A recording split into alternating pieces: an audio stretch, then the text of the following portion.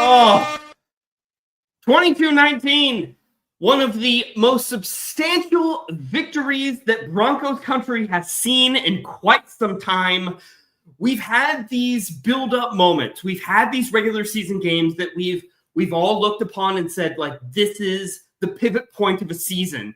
And honestly, before tonight, we've always fallen short. We have, at least in the past 10 years, 9 years here, it has been lackluster. But tonight, we come up to the circumstances.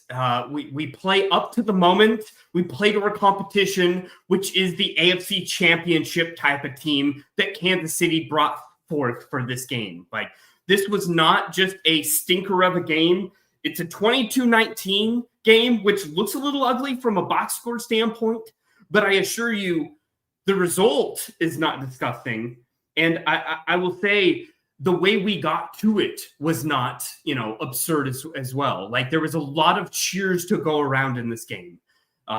So there's a lot of ups and downs. There are some low moments in this game, but there's also a lot of high moments in this game. And with that, we're going to buck our feelings. We've got a lot of feelings, up and down, peaks and valleys, as any Broncos game this year has been. It comes down to the wire. So, ladies and gentlemen, it's been one of those roller coaster kind of years. One of those years where, like, my gosh, we're sitting at the edge of our seat waiting for something to happen. And in the biggest moments of this season, we've come through and we've hit on all notches. And I'm just so happy to have another edition, another rendition of this same exact thing that this team brings. And that's a W. A W is a W is a W. And with that W, we're going to get into it. This is the Buck Your Feelings podcast. Let's effing go. Dog.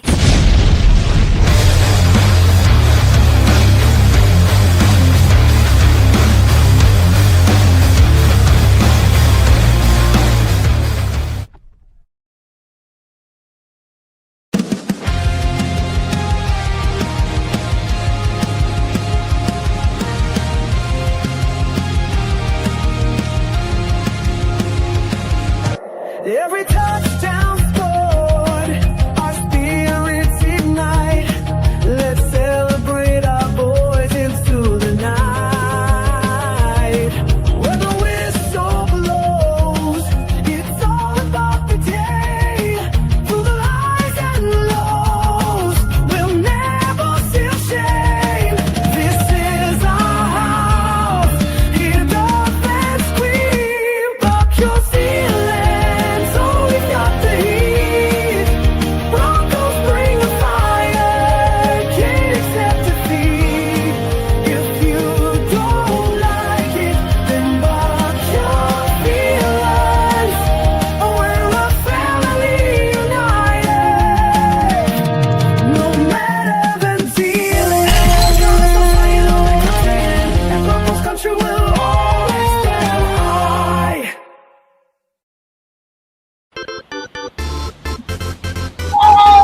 Ladies and gentlemen, feel the vibes on the floor. They're shaking, just like Mile High Stadium today. Oh my gosh. What a fantastic home game. What a fantastic home environment. Man, the Broncos getting the dub 22-19 against our arch nemesis. 22-19! We got a 22-19! 22-19. An odd number, an odd score. Nobody had that on their bingo card as far as final score goes. No, absolutely not. But I just, what a ridiculous instance of us, again, cutting the margin so small, but still coming up huge in the clutch, down the stretch. Last play of the game. We are a last play of the game type of team. And another rendition of that, 22-19. Johnny, the Mile High Viking in the house, as well as the Mile High Broncos grunt. And then we got Bronco Gentleman coming in with his suit and tie, all prepped up. He's coming at some point, I think. He's wearing a jersey. He did not feel like putting on the suit today. Well, that'll happen. But boys, this was a statement victory, a statement spot of the schedule, and we came through. Grunt, Yost, I want you to start because you were shushed. You go first. How are you feeling there, bud? Well, I get shushed because I'm the realist, right? I'm the realist of the group, right? But here's my thing. Hey, with the score, you can take your realist and shove it. No, it's not a Damn it, Johnny! No, we won. Right? Yeah, we did. And we We won. won. What's that, Grunt? What's that? And we won by a close margin. I I never knew it would be. we knew it was going to be a close margin. I was not expecting to go up and put up, 14 touchdowns against Patrick Mahomes and the Chiefs. No one was. All right, we won. We had a hard fight game. All right, that was a game that. Sorry, that was a game that was in the trenches for 98% of that game.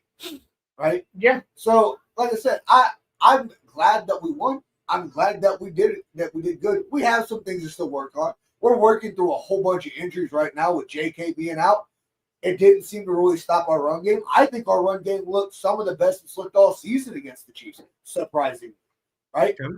I think that our last game, our air attack was pretty gosh darn good, especially coming from Bo. Oh, yeah, we'll didn't talk about that. Yeah, we didn't see a lot of overthrowing from Bo. We didn't see a lot. We saw a couple of drop passes and a couple of questionable stuff. But we played well. We played a full-rounded game, both offensively and defense. And that's all I want. I don't care if we don't blow them out every game. And I just said, I'm watching this game thinking the same thing. What's going to happen? We don't know, but it's going to be close. Johnny, what do you think? How's your feeling towards the game? My feelings. What are your feelings? Awesome, dude. I'm feeling good. Listen. Okay, first of all, Broncos are 9-2. Woo! The Broncos are 9-2. We had 10 wins all of last season. And right now at week 11, we are one away from last season's record.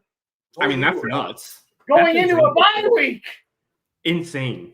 against who is it we even play next after the bye? I can't believe I'm having a brain fart on this, but sometimes. I will find it. I will find it. Washington. Going up against Washington. Marcus Mariota. Whoop-de-doo. Who have absolutely just gone from NFC championship team to 3-7, 3-8. Okay. Again, 9-2. Dub. That should be an easy dub. 6-0 at home this season on an 11-game home win. Yeah! Okay, And we're 7. I am feeling damn good. And again, everybody talks about it. The Chiefs have been on the come up. They had a rough start. I just got nailed by a basketball from my wife. That'll happen. Right in the ear, dude. Oh my God, it's ringing. That's how I felt earlier when you said Well, answer the phone. Will Yeah. somebody answer the damn phone? Where's the damn phone? And totally redeem yourself! But no, I mean, that right there just speaks volumes to this team. That we were the underdogs, as we always are. Even when we've been on these ridiculous win streaks, we went into this game the underdogs. Everybody expected these Chiefs who had a rough beginning to their season, but have been up and coming the last 4 or 5 weeks. And they're starting to look like the Chiefs of old. We go up against them. They're pretty much whole in terms of their roster. Pacheco. That's the only mark. That's the only thing they're That's what missing. they We go up against the Spagnuolo defense that has had wild success against the Broncos in past seasons, and we shut them down. We kept Patrick Mahomes under 20 points. And it was a feat. And it was a thing That's of a beauty, feat. and we did it with some of the most insane penalty yardage in a game I've ever seen against us. which is crazy because we were with that ref crew. the Chiefs are 4-0 against us. I know. So seeing that turn is wild, even with all the punishment. So I guess the point I'm making, we were not picked to win this. No one thought we could do it. Some of us here at Orange and Blue Network predicted this to win at the beginning of the season. And all I know is we've had several true tests this season. We keep hearing this is a true test. Oh no, but this is the true test of who the Broncos are. But this one, can we get it done in division against the division champs? And can we do it convincingly? They can't. Chiefs fans can no longer say the last game you beat us, we sat all our starters. They can't say that anymore. They can't say that anymore. That argument's dead. We have finally, think about this, okay? We have beaten the Chiefs, pretty recently, but not in the Bo Nix era, not in a significant game. Bo Nix finally got his win over Patrick Mahomes. It's actually been 3 in a row, if you think about it. Yeah, pretty much. So we've gotten, we broke the curse last season of the winless against the Chiefs. We broke that streak last year. We did it, but we did that against, the backups. Yep. So now we see it for real for the first time in a balanced game. We weren't actually missing some key starters.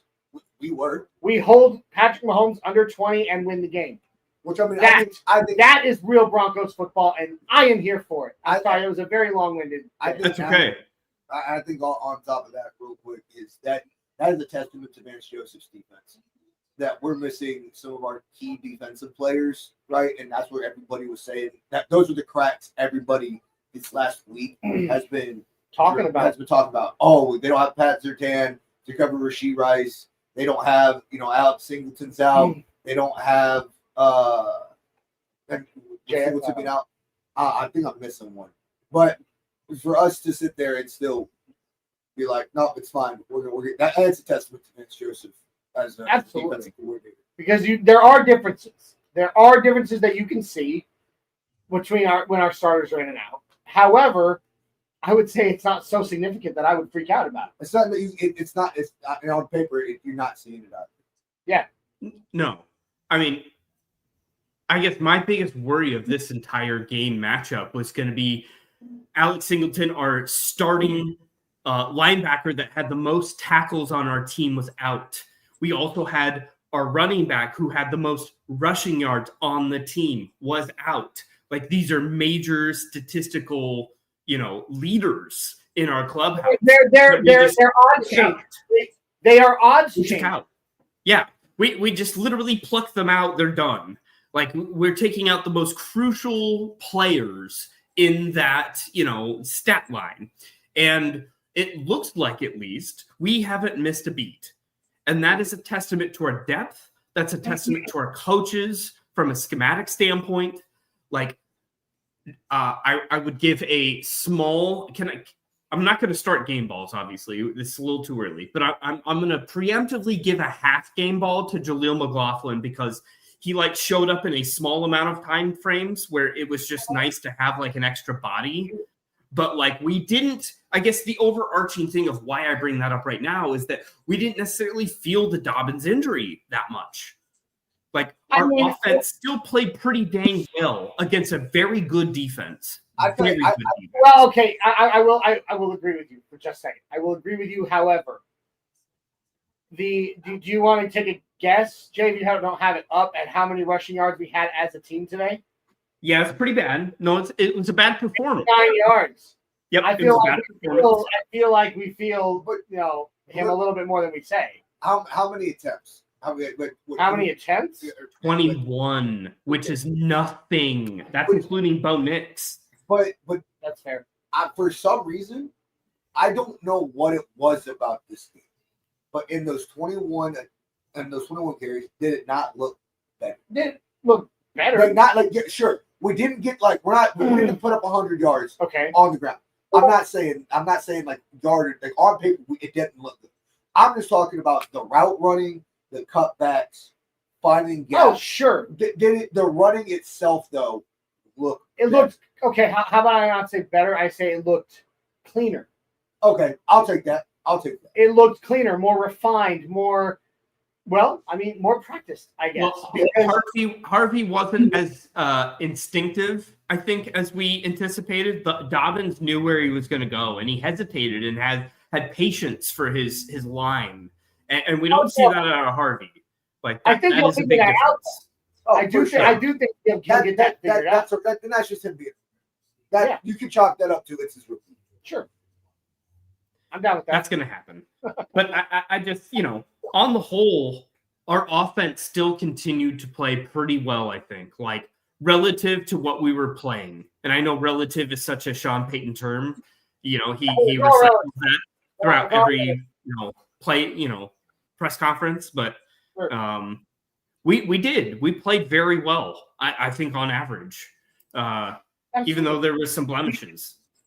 I mean, blemishes, you're going to expect that when your starters go out. Yeah. But I mean, I would say there were blemishes. Like I said, you notice those holes. Even if you want to say that you don't, it's there. I mean, like I said, what RJ Harvey's been averaging by himself, something like 79, 80 yards a game right now. And so when you look at this, at only 59 yards, It's not bad. I feel like you feel the difference when you look at blown blown coverages, especially across the middle, or not coverages, missed tackles, running backs and getting deeper, things like that. You notice that Alex Singleton is not in that game. Yeah. It's not like so blatantly obvious that it's painful, but it's enough you notice.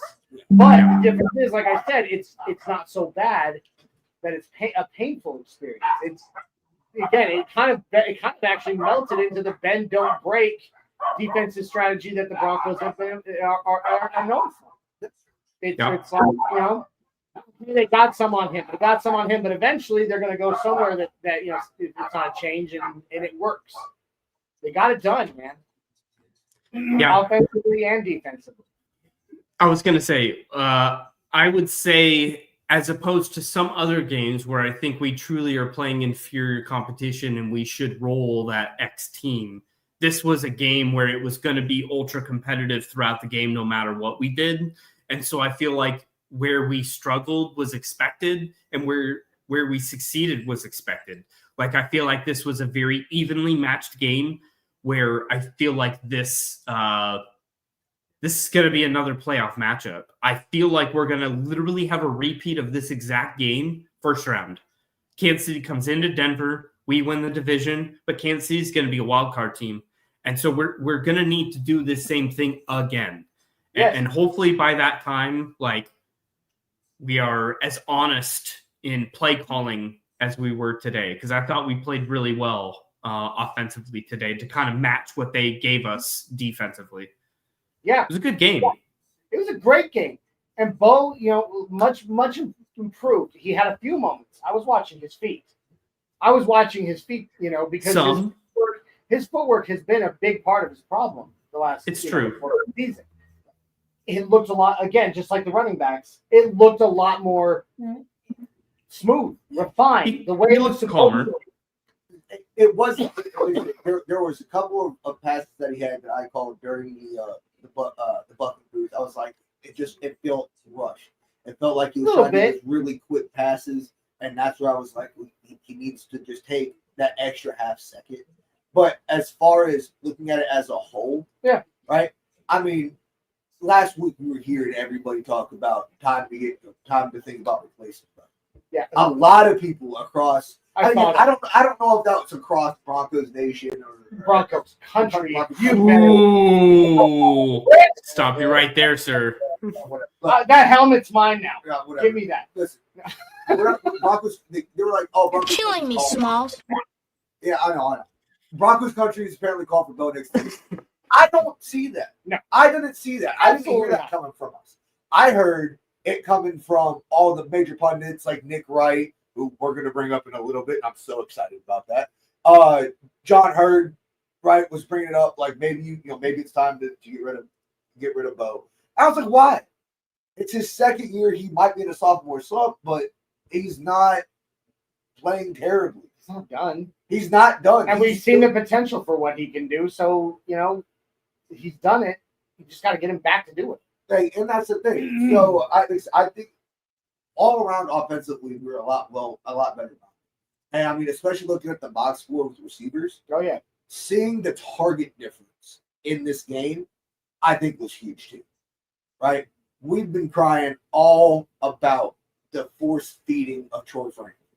Right? This, I think, was the first game in the last 3 that Troy and Courtland Sutton had the same amount of targets. And we had Pat Bryant sprinkled. Sure. Now, to your point about force feeding Troy Franklin, he was still the number 1 receiver of the game. At least, I mean, maybe not in receptions. Courtland Sutton had that. But in total targets, yeah, Troy Franklin, and had 4 receptions on 8 targets. So, I'm not saying that he was not. I feel like it's about the same number as he was before. As far as just as far as attempts on Troy Franklin. Yeah. The last 2 games, and everybody's been talking about it. Bo had between 7 and 10 targets to Troy Franklin in that game. He had 8 targets today. No. But here's the difference. Here's the difference, though. Is today Franklin had drops. Franklin had instances where it was not Bo's fault. Yeah. Shy Vargas in the house saying Bo Nix was looking so good. And Bo Nix was looking so good. And some of his wide receivers let him down a wee bit. And that's even including, Pat Bryant in a small instance at the very beginning of the game. But, I feel like Bo Nix started this game out really well. I had high confidence in Bo Nix specifically. Absolutely. And I've said it. He is the best quarterback from his class. I don't care about this Drake May thing. They do. I'm not trying to be that guy that just takes what everybody else is saying too. But I mean, they've had the softest schedule, not of the season, but in NFL history this year. So I'm sorry, Drake May is not up to Bo's snuff yet. Bo has beaten Patrick Mahomes and Jalen Hurts. He's beaten literally the NFC champions and the AFC champions. He has. Last season, this year. Okay? He'll get it figured out. It is definitely not time to ring any kind of bell on the life of Bo Nix in Mile High School. Yost, D-Rock's giving you your props. Great call. World War I game, trenches warfare. But you know what? We came out on top. Our trenches were deeper than Kansas City's trenches. Too much barbecue. And you know what's funny is? I've been sitting here scrolling through Twitter. Yeah. Sorry, X. Scrolling through X. It's gotta be the hair. Scrolling through X, between the game and now, and there are a lot of Kansas City fans who are admitting that they were either absolutely wrong or they were absolutely right, but that they knew the Broncos were better. I've seen it all over. Well, I mean, Mile High Medlock in the house, part of the Outcast, the 1 of 2 in the Outcast, ensemble. 8-game winning streak. Hell yeah. Ooh, let's go, Mile High Medlock. Appreciate you being here, sir. D-Rock saying we've got a win streak against KC. That we do. When's the last time we've had a multiple game Kansas City win streak? Multi-game. It's been a minute. Before 15, we split 15. Yeah. So are we talking maybe 13? Because we dominated 13. I would think we beat them 13. Maybe it's even farther back than that. It's been a hot second. It's been a hot minute. It's what it feels. But I mean, as I was saying before, I so rudely had to be a father. I'm just kidding. I love my kids. How dare you? But as I lost my train of thought just now. Just looking at Twitter and okay. So, I mean, there are some pretty big names too, Jay, that are conceding the Denver Broncos dominance. Have the national dominoes started falling of people that can finally say, all right, we'll actually give them their due? Yeah. Justified. justified at that. D-Rock coming in saying, that Andy bye week prediction that everybody has, that's such a lazy take of like, well, Andy Reid coming off a bye record-wise. Womp, womp, womp, womp. Peanuts adults. I don't want to hear it. Womp, womp, womp. We showed better in that. Turn of the tide. The bye week did nothing for Andy Reid in this game. No, it didn't. It sure didn't. Which honestly, it's nuts. So not too bad at that front. And us at least we have. I don't know. Taking it far to get to our bye was just. I think that's just awesome. Johnny, you want to take helm real quick? Take helm? I know what you want me to put up. Hey guys, I was talking about it. Right back, Johnny. On Twitter, on X, on X. Oh no, I don't want to do this without Jay. I got one for you. I got. All right, give me one. All right, so a couple weeks ago, I don't know if Rob's here watching right now. Rob dropped something in our group chat. I don't know if you saw it, and I think we all had. Sure I did. I think we all had some takes on it. So it was a Facebook post that someone had made. Let's see if I can wait. So much has happened. So someone put up, hear me out. Sean Payton barely beat the Raiders on Thursday Night Football on purpose. Y'all are over here losing your minds about bad play calling and all these screens like it wasn't intentional. Why would he put up real plays on films when the Chiefs are up in 9 days?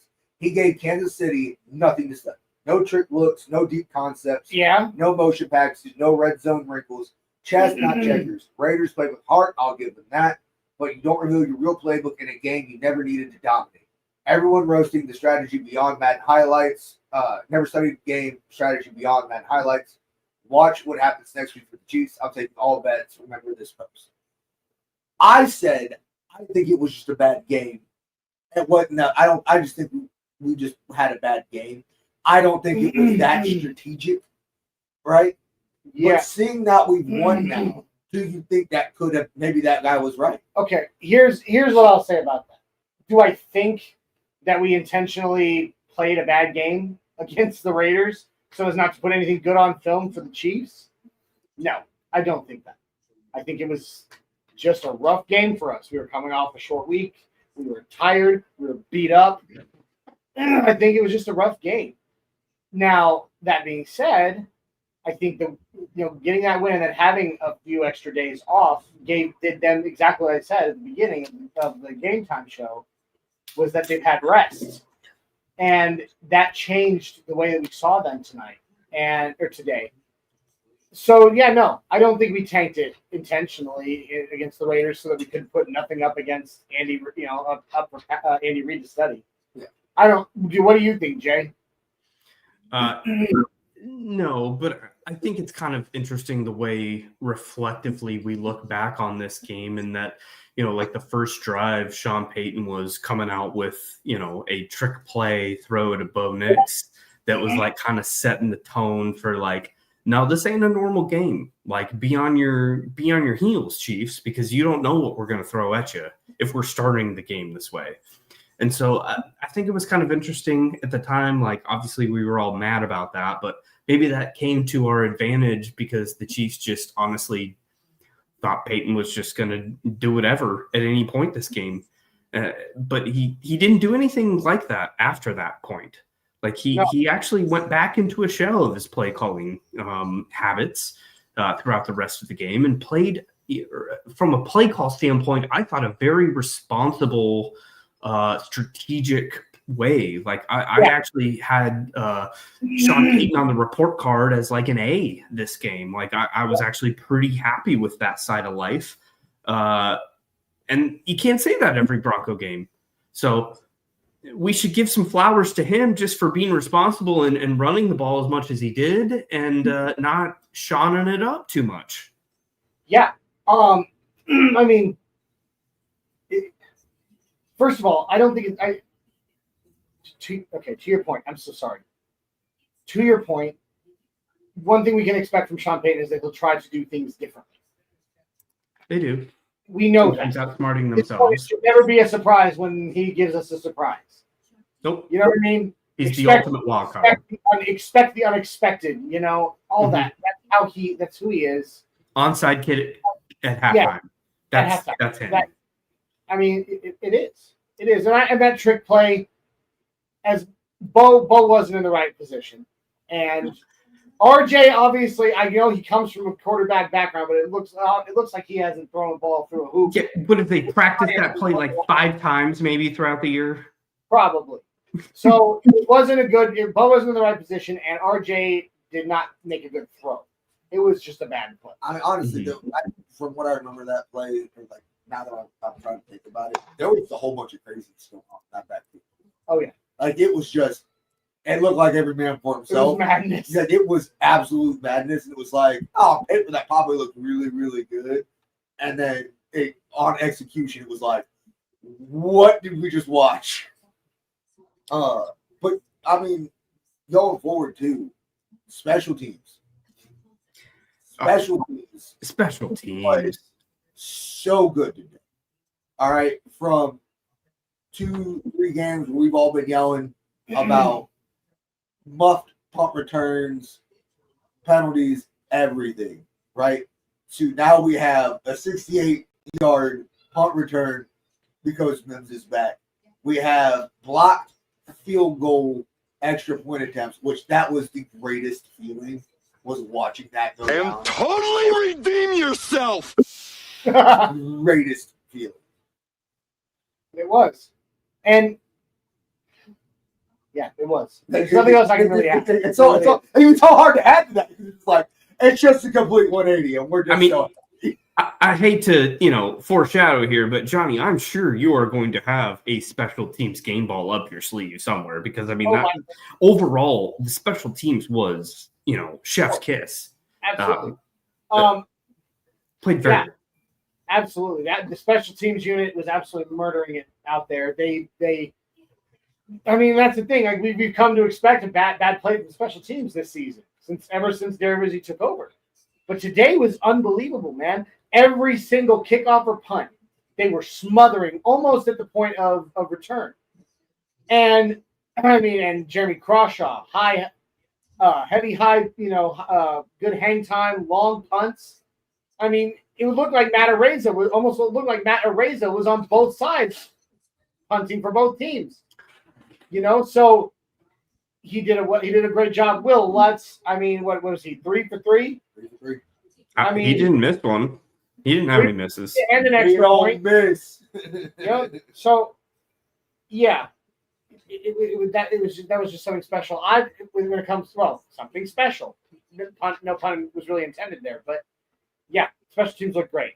Can I give a huge shout out to the Denver's pass rush? Ooh. And I'm not just talking about their pressures necessarily. They're great, but we know that's what they're going to do. They're going to pressure every quarterback in this league relentlessly. That's not what I'm talking about. I'm talking about the get off. Oh, the get off. The fixins. The get off. I'm serious. Like Jonathan Cooper, Nick Bonito, and Zach Allen, their get off at the snap is so quick.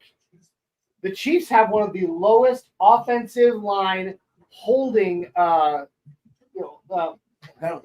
penalties, statistically on average in the league. And our boys were just getting off so fast.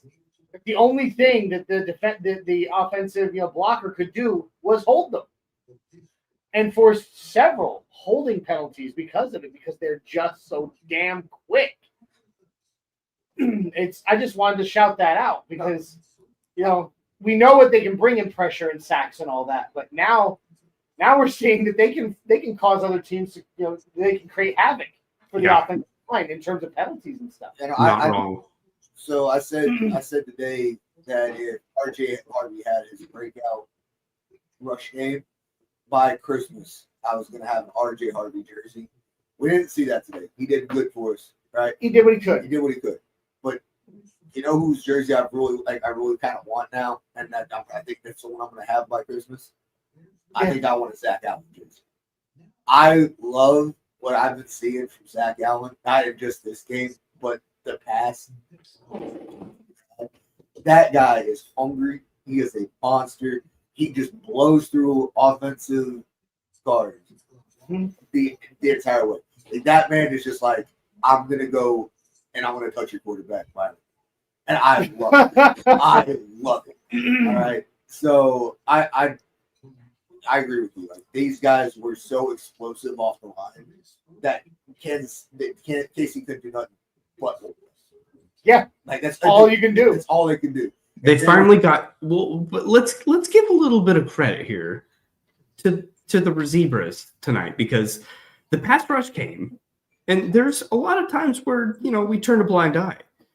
But today we actually got quite a bit of holding, quite a bit of false start from the Chiefs offensive line. Yeah, we did. And I think that can't be understated, that there was some sort of justice served in this game as far as the fairness of those calls. There were plenty of calls that were still holding, but like on the whole, I wouldn't complain about the officiating this game. And I think any game you play Kansas City, that's a dub. That's a W. That we don't have to talk about the officiating being so egregious on one side.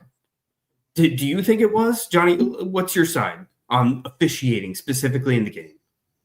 I wouldn't say that it was even by any stretch of the imagination, because I mean, how many missed holding calls did we see for that offensive line? Yeah. So many. Like, that's holding. That's holding. Look what he did. That was an illegal block in the back. That was a this and that was a that, and they were not calling them. Now, we did see probably more penalties called in our favor against the Chiefs than we've seen in past years, but I don't think in any way it was even. I don't think it was even. I do think that we saw a lot of penalties go our way at key times.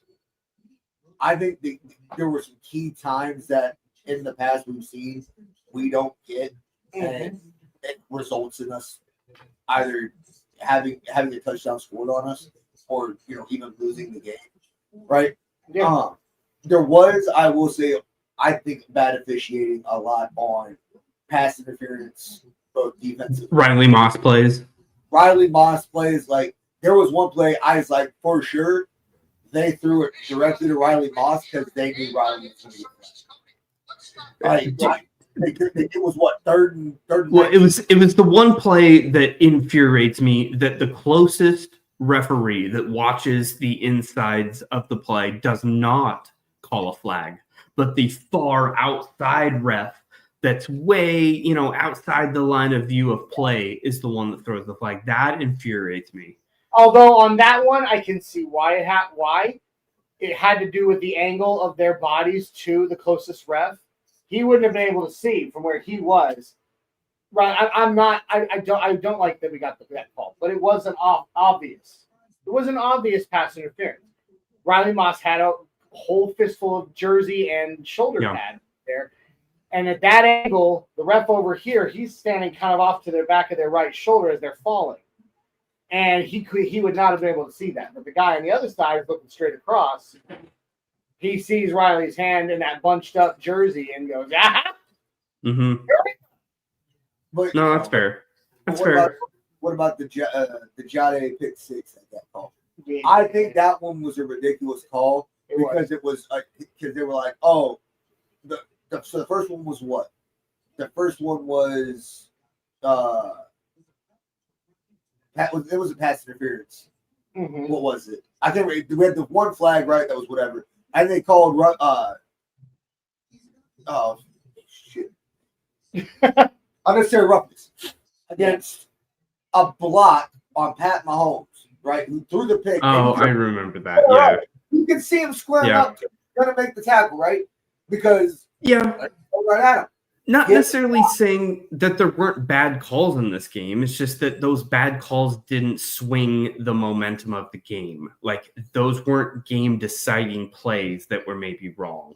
And I guess maybe that's the way to frame it, is that there were still bad calls. There were still questionable things. But, like, the points of the game that those calls came down to were consequential. Yeah. Which is a big deal, again, when you play the Chiefs. Like, it's not that big a deal against other teams, but against the Chiefs, it's notable. because of how many close games they have and how many calls go their way. I want to throw a couple names out here. Like a good neighbor, Gary Neighbors. Like saying Beetlejuice 3 times. Here he appears. Go Broncos, #1 win. Let's go. Hey, how many times during the Game Time show live did you say, "I wish Gary Neighbors was here"? I said it, Gary. I don't know if you're still out there in the 60 out, but I appreciate you, Gary Neighbors, and we have been calling your name. It's been in the echoes of time, so I appreciate you answering. Let's see here. Billy Timmons, the answer to the playmaker difference is yes, Mims. Like, dude, Mims is a huge difference. I feel like we haven't given Mims enough credit, special teams wise, man. Holy cow! I mean, he gave us 3 points. It should have been 6. Should have been 7, but like, it was 3. It was a guaranteed 3. That made a difference this game. Just that in itself. I mean, let's be honest. Our field goal points were worth more than touchdowns this game in total. Yeah. They were, and like I said, and during the game, because you were giving, you and I were kind of going back and forth about it, right? Where it was, I was happy we were putting up. Sure. Because collectively we won the game, right? If we'd gone for it and not made it, we might have been a different outcome. Yeah. It's the fact though that when you have a playmaker, right? The playmaker from Mims make a 68-yard punt return. There's no reason with that much momentum they don't get a touchdown. So it's more so I expect when we do that, let's finish it out. Let's see it through. Right? Let's not set I get your point. Into that position. And that was mine. I'm happy that we got put up points in the field goal we won the game. But yeah. Let's see it through. Okay, and I don't discount your thoughts on it. It's absolutely accurate. If the question is, what would you prefer? $10 or $5? What would you prefer, a touchdown or a field goal? I get that, absolutely. However, shoulda, coulda, woulda. I guess I'm saying my optimism was high because regardless of the fact that we didn't get those big points, it's not Who Wants to Be a Millionaire where you went out there, answered 7 questions, got nothing, and then go home with nothing. It's more like the floor where you lost at the last second to somebody that and you still walk home with $10,000 just for participating. I'd rather have the $10,000 for participating than the 0 at the end. You know what I'm saying? Like, I get your point. Would I love for it to be more touchdowns than field goals? Absolutely, and damn it should be. But the fact that we're at least getting, our number is not staying stagnant or being at the lowest point I'll take that every day over going for it on 4th and 2 and getting nothing. No, again, like I said, I agree. And again, I'll agree with you on that. We're both saying the same thing. You're just saying I'll put up 3. I'm saying we shouldn't be in the position where we have to put it. Well, sure. Right? We should be getting a touchdown on 2nd or 3rd down. Yeah. Right? Down to run it, 2nd down to push a little bit closer, 3rd down. I feel you. It's one of my favorite business sayings in that is never step over a quarter to pick up a penny, and it's the opportunity cost of what you're going to lose if you make the risk and the risk doesn't pan out.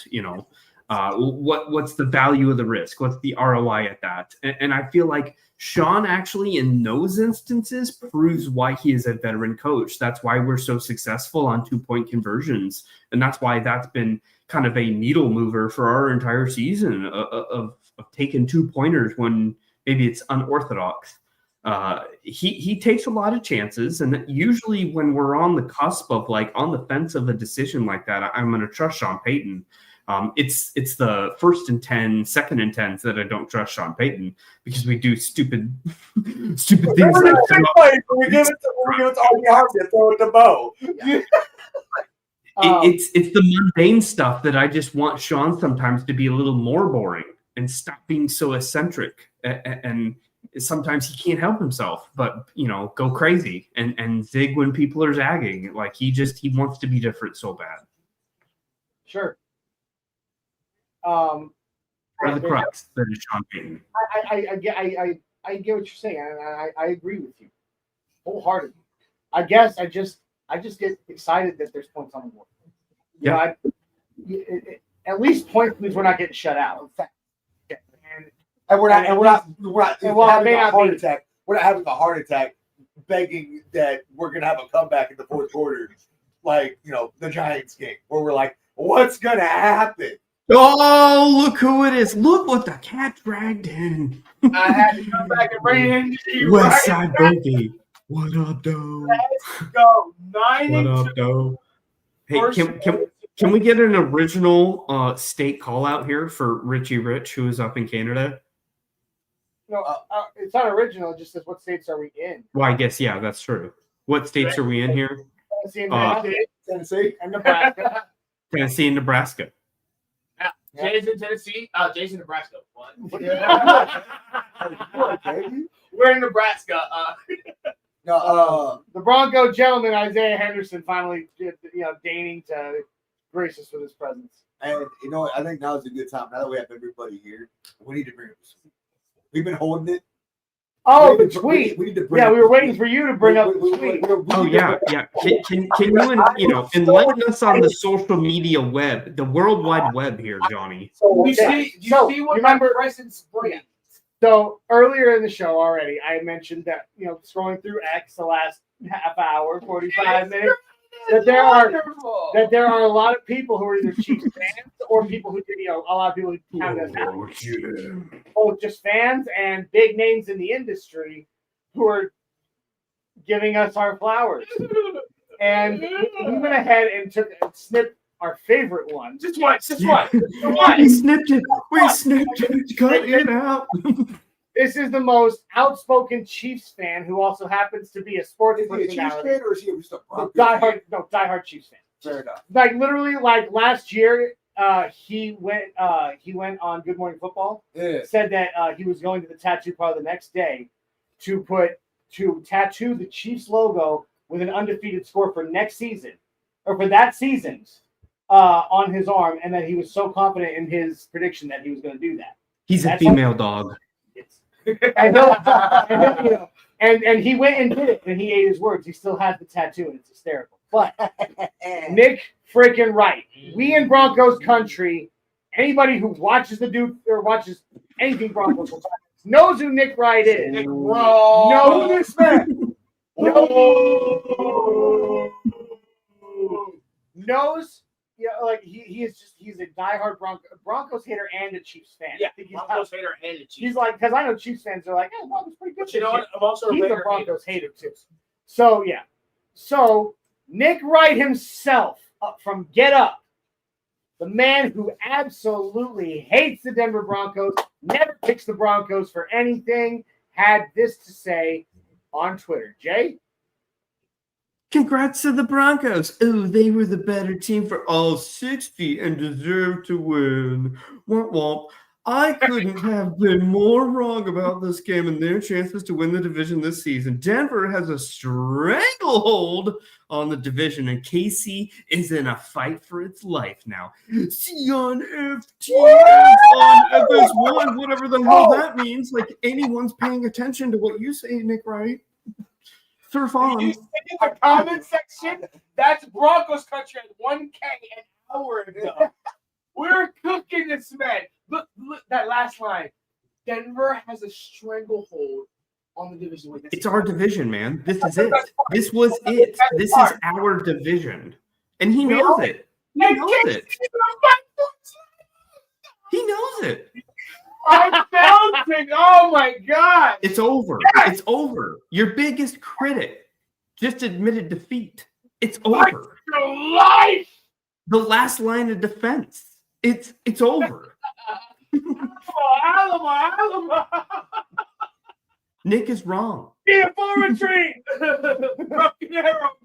Yes. Oh, Chiefs, huh? Yeah. What's their arrow thing? What's their Broken Arrow. That's the name of tomorrow's show. Yep. Broken Arrow. It's on. The sun will come out tomorrow. I'm good with names. Yes. Broken Arrows today is tomorrow. So wait, we're not doing overreaction. No, overreaction. Colon. Broken Arrow. And this looks face. I'm gonna lose a colon by the Figure it time out. that airs. Yes, Isaiah. thank you, Mike. Thank you. That's it. You cannot wait. Broken Arrows. Right. I got you. Elite. I got you. But anyway, back to it. Like Hey, Nick Wright, Hoozle. his word, and there's nothing. Watching idiots get proven wrong is as entertaining as watching the win itself. You know what I'm He's excited the for? worst. I'm excited. No, I'm excited for it is because I do watch the clips, right? I think I hate watch it. Oh, I think I just hate watch it to be like, what's he Don't saying? hate watch yourself. I can't wait to see what his Mahomes mouth is tomorrow. Oh, yes! To be Bo on top. Oh, just, yes. just for this week, since Bo won. It has to be. You have to be 13. Oh my God! It has to be the most No. used. Oh, he's not gonna be able to sleep. Oh, I guarantee he's not anyway. It'll never be an anti-Mahomes campaign. It'll be like, boy, Andy Reid really let this team down this game. All Andy Reid's fault. I can't believe it. Poor Patrick Mahomes. He'll call out the defense coordinator. That's what we'll call out. I was back all these guys were wide open. Sean Payton coached a great game. The O Certainly line not Mahomes' fault. silly. Shut up. W, just like the string said. So there it is. There it is. Our most hated person outside of the Chiefs organization itself, eating his words. He's the absolute worst. He is. The first time I ever saw a Nick Wright clip, I texted you or I called you. I was like, "There's some guy out here like just talking crazy about." I didn't even say the name. He just goes, "That's Nick Wright." He always talks smack. Ignore him. He's an idiot. Like, all right. Johnny 10 years ago. Yeah, he's like, don't worry about him. That was 10 years A ago. decade ago. He's like, Don't listen. No. That was like 4 or 5 Now- months ago. I will say, we've got a good buddy in the chat here. Got a good buddy in the chat. A friend of the show. A There 6'10" Mexican. The man, the myth, the legend, and Don Diaz. As the best friend to the Bronco Libre, just let me tell you. How about them Broncos? How yeah. about them Broncos? How about them? Beauty. Pretty good stuff. Shout out to Jay's hoodie. I've been looking at it every time I see him. Jay, how much? Oh my God, that's such a nice hoodie. Gosh, hey, that might be part of the giveaway. It's such a good one. Who knows? But you guys gotta subscribe. Well, in order to find out. Oh yeah, can I go through this for just a second? Yes, Johnny, go through it. Can I just? Oh, yeah. Soak it in. Oh, I'm soaking, baby. Soak it. Oh, all right, guys. After this Make sure that you like, subscribe, share, comment. All Oh, yeah. right. Fine, especially on YouTube. And here's why. We had a jersey to give away. An authentic Bo Nix orange jersey, just like this one. And we were giving it away to one Orange and Blue Network subscriber on YouTube. Mhm. We reached 539, and we're actually well past it now. And we did the spin. And a gentleman, his name came up. We've heard nothing. Crickets for a week. So now we're going to respin. We're going to spin it again. And somebody else, I'm not stopping at 539. Anybody up to that spin who subscribes to the channel, I agree. sets their profile settings to public so that I can see your name, Public. Who are you? Show your face. will be in a wheel spin for a Bo Nix jersey. And then all you got to do when it's your name that comes up is let us know where you live, and we are shipping it to you for free. Do we know when the wheel spin is? Not yet. I think I'm going to try again for Thursday. All right, so TBD. Thursday, guys. TBD. That's the hard day. But throughout the week with Orange and Blue Blitz, Overreaction Monday, we have plenty of shows before then. We will be letting you guys know and informing you if it's a hard confirm for Thursday. So make sure you guys tune in to hit that notification bell. We have all these shows, so you want to hear the updates of the Bo Nix jersey giveaway. So anybody that's been subscribed, not just to 539, but beyond, will be in the running. So make sure you guys hit the notification bell so you guys can keep track of those updates as well. Yeah, because we're going to give that jersey away to one subscriber. Like it's Somebody's free getting a Bo Nix jersey. Somebody's gonna. Hey, Somebody's after going to this Bo game- Nix jersey. After this game, you're gonna want to Bo Nix jersey. Well, Yeah. I mean, why wouldn't you? So, Boys, I'd like to start throwing some balls around. I feel like it's time to really like settle in. You know, put your flaps down and like get into it. So, who's got your balls? Let's go.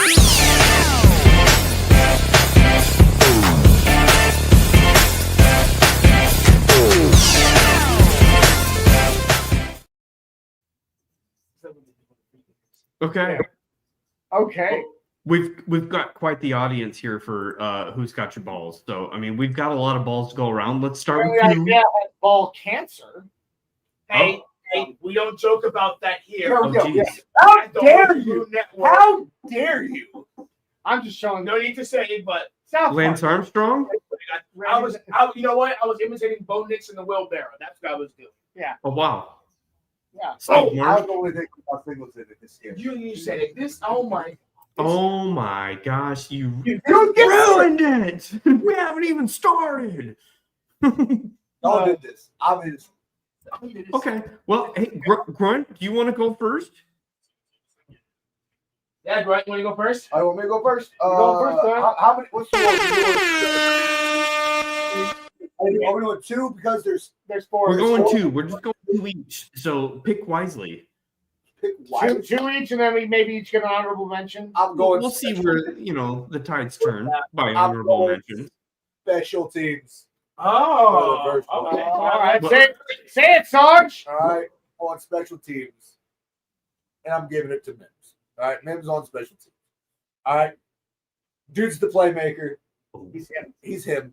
Right, He's there is a stark difference when he's not around. Yes. Right, when it comes to Michael Bandy. Get back, I think I'm gonna vomit!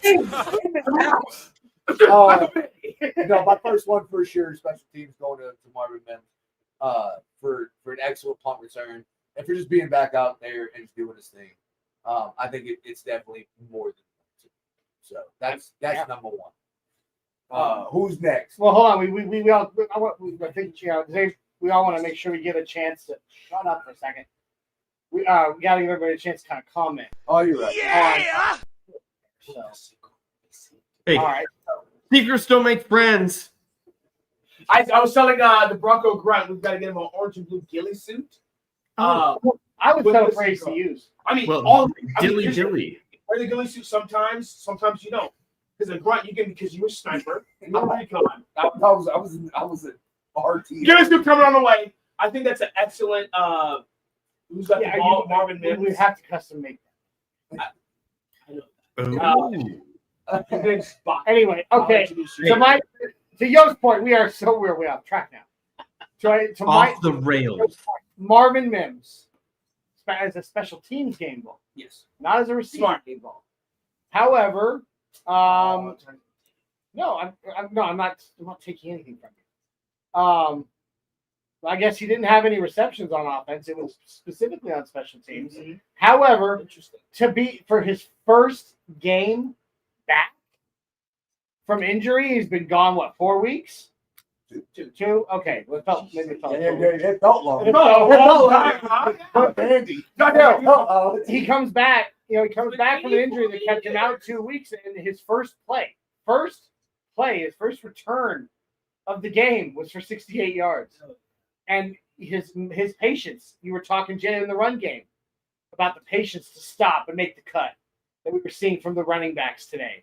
You saw the same thing from Mims in the return. He was like, okay, jog a little bit. I'm gone. Like he knew the right moment to make the move. He figured it out, and he even past that 168-yard play, his other return wasn't anything to sneeze at. So you're saying he looked like two-time All-Pro Marvin Mims? Yeah, he does look like that. Two-time All-Pro Marvin Uh-huh.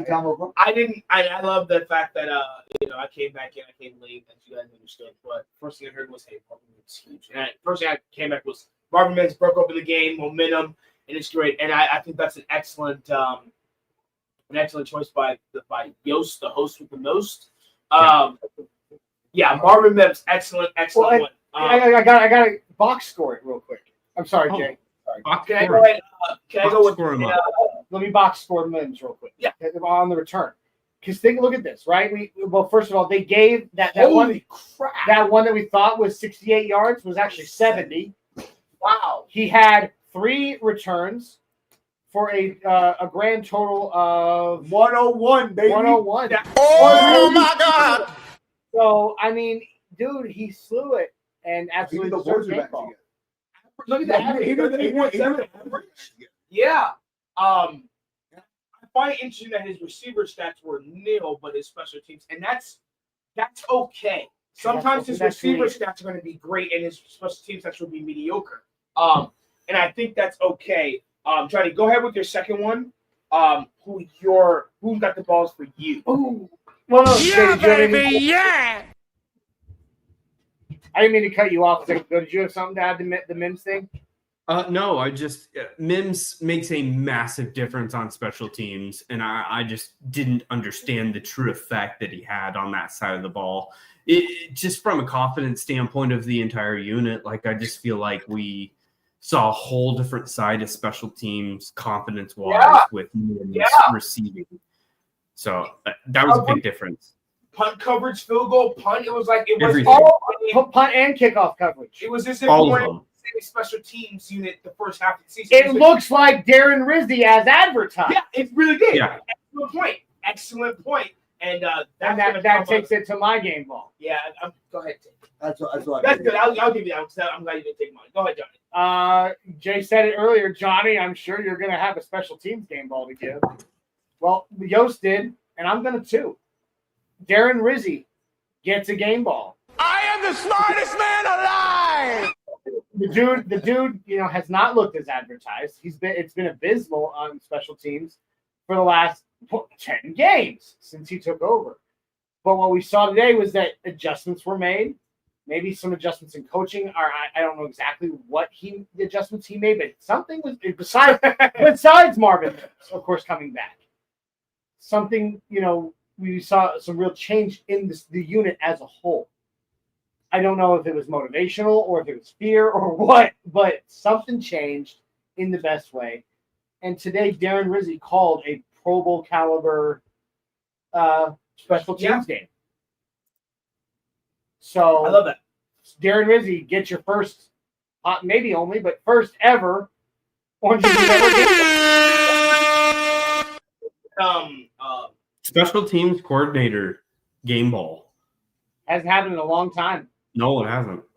It should No, have. it happened once last year, right? When what's his name took Did over. McMahon ever get one? Yeah, we I put just in- had 22 GNOs or 21 GNOs. That's what it was. Westhoff got sick and caught week to go. That's what it was. I gave one to Kawika for that first game that they had. I think so. I mean, I'll go off of Johnny's. I think that it's well deserved. We've been roasting him pretty hard. Yeah. Deservedly so. Deservedly so, right? Shout out to So- Broncos country for not So making it easy. to see not only on the punt side, right, Marvin Mims with 101 yards, right, getting those blocks, being able to make those moves. Jeremy Crenshaw, I'm looking at it right now. Crawshaw. Jesus, you sound like Jim Nance. And totally redeem yourself! Yeah, Jeremy Crawshaw with 211 yards in total for punts, right? No more shanking it like we saw at the Raiders game. That was nice. Average Wait, how many punts does that say? 4. How many inside the 20? 3. That's 75% of your So punts. 75% punts inside. Averaged 52.8 yards a punt. Oh my gosh, that's a good game. That's such like we lead the NFL in punts, but you know what? It doesn't matter. When your When punt's doing you stuff- punt it like that, it don't matter. But I think the other thing is that I'm really happy about was last season we had a heartbreaking defeat to the Chiefs, so the last second blocked field, right? And we just have been so sad-faced boys about it, right? Rightfully so. Right. Since that game. Since that Even the last game didn't matter. We're like, yeah, that's not the same. I want the Chiefs. right?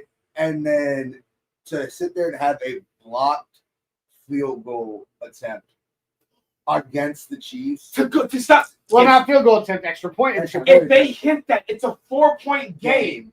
Yeah, that's Like, massive. Like that was that's what I think that game ball is will deserve. Just because Darren Rizzi killed it this game. he- Now, I will say this, if I may, Jay, just may add a little to that. It's my turn. Darren Rizzi It was my proved to us that this was not just a one-night stand, okay? That's it. Be consistent. Let's go forward consistently. He's from here. committing for long term. We'll No. see. We'll see. I'm not sold on Darren Rizzi just because he had one phenomenal game. No, Let's see the no, stacked that's here my- because we've seen some bad games this year. Because this is not one phenomenal game. Against the Texans, we had a blocked punt that put us in field goal position. to Okay. go up. It's not That's the fair. That's fair. There's been shanked punts, but that blocked punt last week was huge against the Raiders, I believe. It was huge. That's And fair. then you turn around and go back into a blocked field goal with Frank Crum, your undrafted free agent. The tall Oh, guy. he's huge. That may have been the adjustment.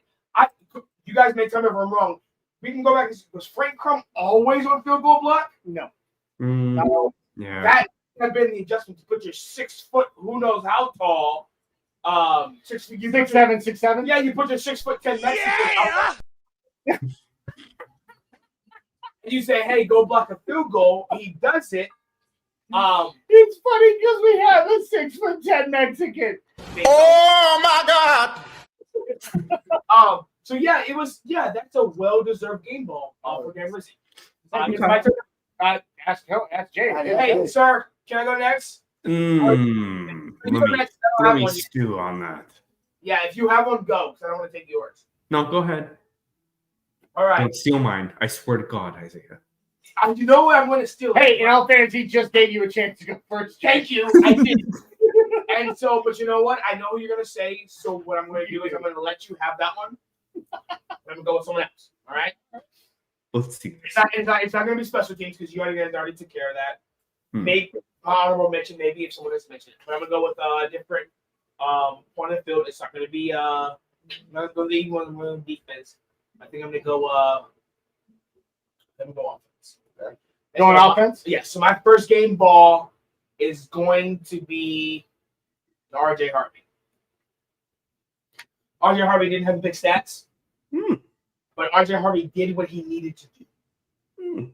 I said, me and Niels talked about it on the show on Friday. I said, I think the explosive numbers, runs are going to decrease from J.K. Dobbins, but I would be okay if we got 3-4 yards per carry. And so if we look at RJ Harvey's numbers, we got what? 2.7. 2.7, 3.2, 2.7. So it's not Ultimately, it was 2.8. Was yeah, the average it was for when the we thought, but it was team. 11 carries, 30 yards. It was 2 yards a carry. And I thought, hey, when we go into this game, RJ Harvey's first time carrying the ball. You know, he had a couple get cuts that got some extra yards, also affecting the pass game. His numbers weren't there, but I knew it was a big week all week, not just for Bo Nix, but for RJ Harvey because J.K. Dobbins is gone. This is all season, the injury list has been the longest this week going into the Chiefs. And J.K. Dobbins, the most consistent person on the offense, was out. So everybody was looking to RJ Harvey. And he didn't break numbers. He didn't do the numbers everybody's going to look. He didn't do Travion Henderson starting for this first game. But I believe he did what he needed to do in the run game and in the pass game. And I believe for a rookie to step in against the Chiefs, AFC West Division game, the biggest game of your career so far, didn't fumble the ball, caught the ball, got some first downs when he needed to. I think that was just enough, and just enough as a rookie to do what you need to do and go in there with the game. So that's why I'm going to give him a game ball. Wow. I can see where you're coming from. I mean, it's definitely as a rookie, right? Filling the shoes for Dobbins, with him being injured, I think is big. I think he did make a really good couple of plays. I think that just on paper it doesn't look pretty, but it got the job done. So that's what I think. Okay. Yes, Jay. Jay's got thoughts. Jay looks cranky. RJ Harvey was good, but I'm also looking at a 2.7 average for the game. Yeah, I'm looking up at the screen, Jay, before you say what you say. And I'm not impressed. I'm not like he's another given one the that I ultimate opportunity, in this team for volume, for carries. You know what? He should. If I can give a point of view on this RJ Harvey game ball. We're not seeing the average at least. Now he was dynamic, I already corrected my receiving the mistake. ball. Don't beat me Here's up. the thing. Here's the thing. I don't think it's a mistake. Well, Jay was about to go in on me. Now, listen, would I give the game ball to him today? No. Okay, go on. I You would go not- on over you too. Fine. But whatever, I'm alright. not going in on you. I understand your point of view and why you gave that as your game ball. You may not have had a high average today, but what have the Broncos been as a team all season?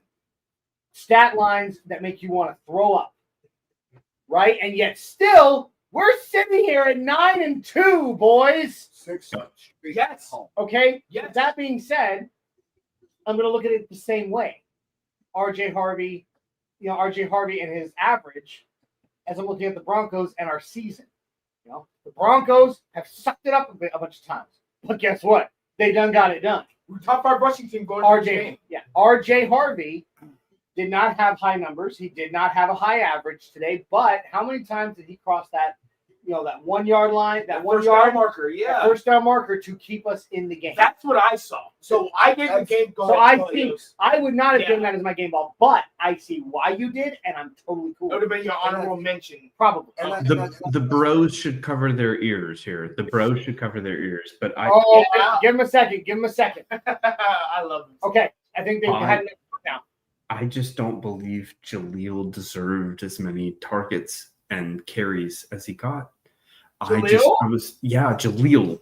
I wanted a workhorse back out of Harvey. I feel like Harvey could have gotten better results with more volume. And we're looking at an 11 carry for Harvey and a 6 carry for Jaleel. And I don't want to see more than half of the 6 to 11 ratio there out of Jaleel. I want to see an 80-20 split to give into Harvey. I want Harvey to get the bulk of everything. I agree. I agree. To that point, I Jay, agree. to that point, I see that more as a Sean Payton, like it's a rookie, right? Like if this was RJ's second year, I would agree. But being it's his first game where he's back there by himself, Mhm. right? Against the Chiefs. Against the Chiefs. Yeah. I can see.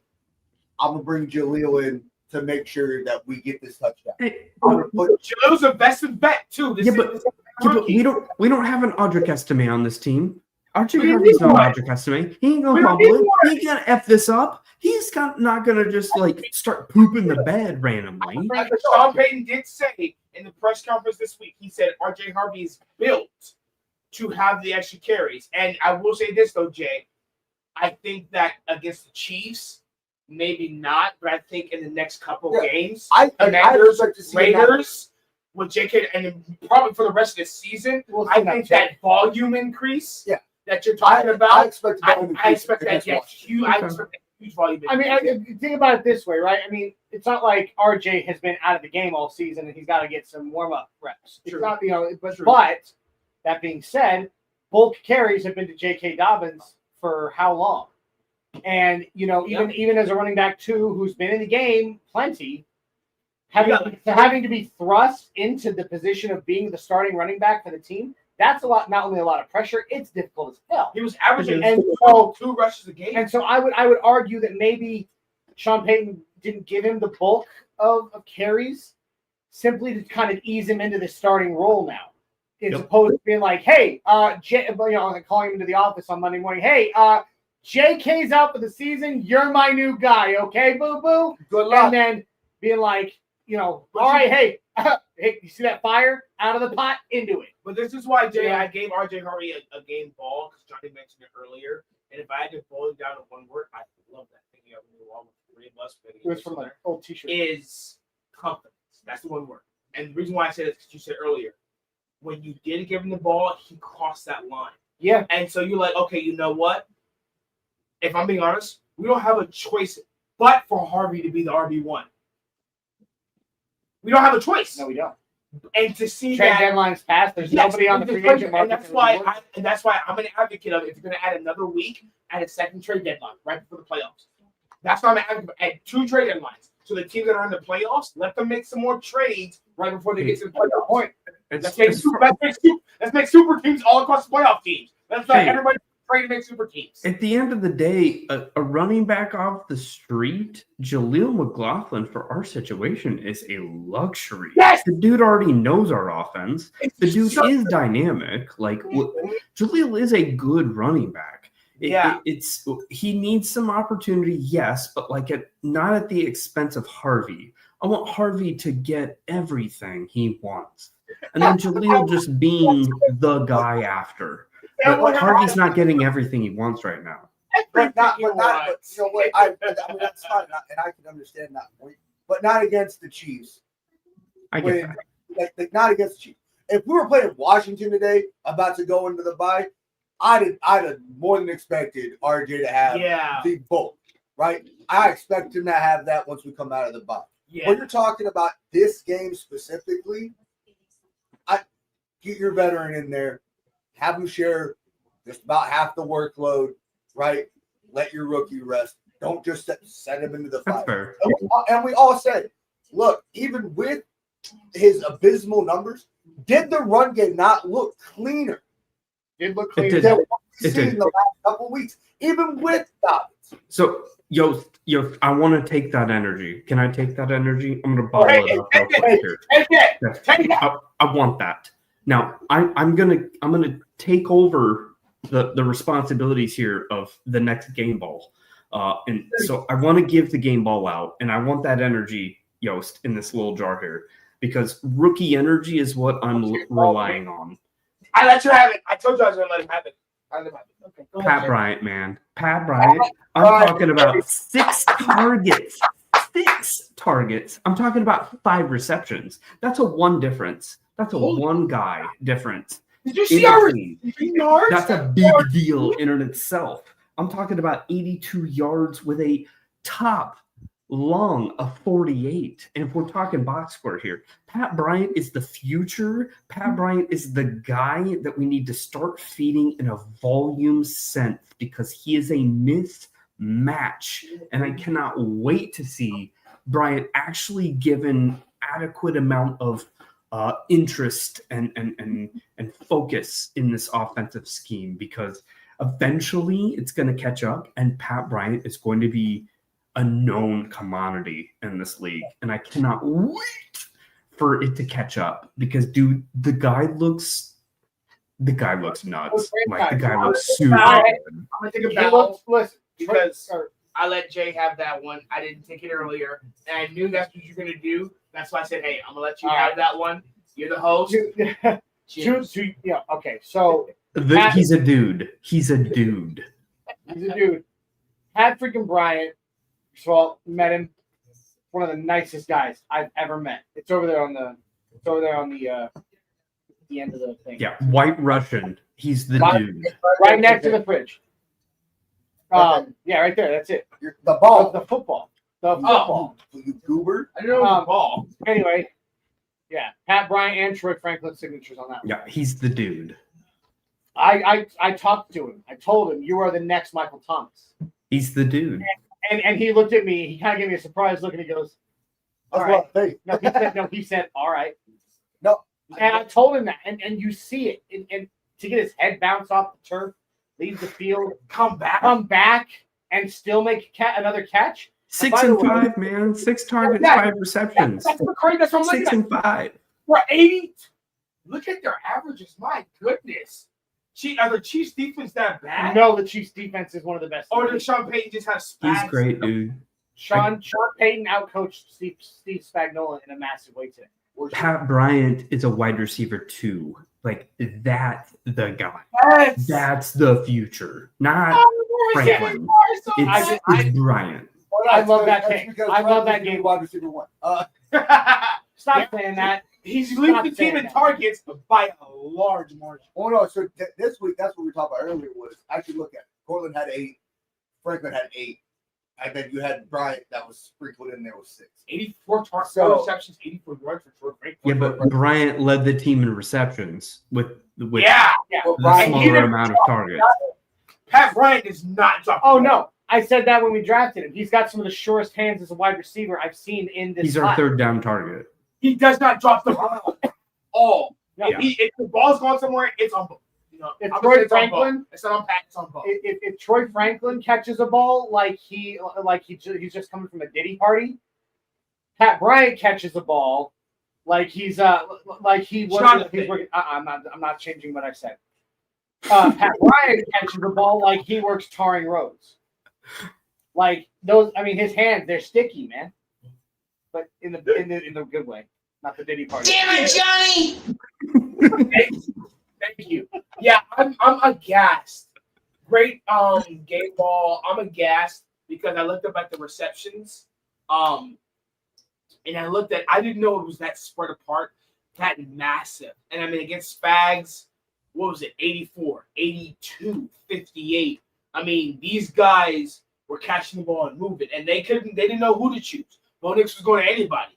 And I love that. And I was just impressed between Troy Franklin and Pat Bryant to come back. And I mean, Jay, you said it. 6 targets, 5 receptions.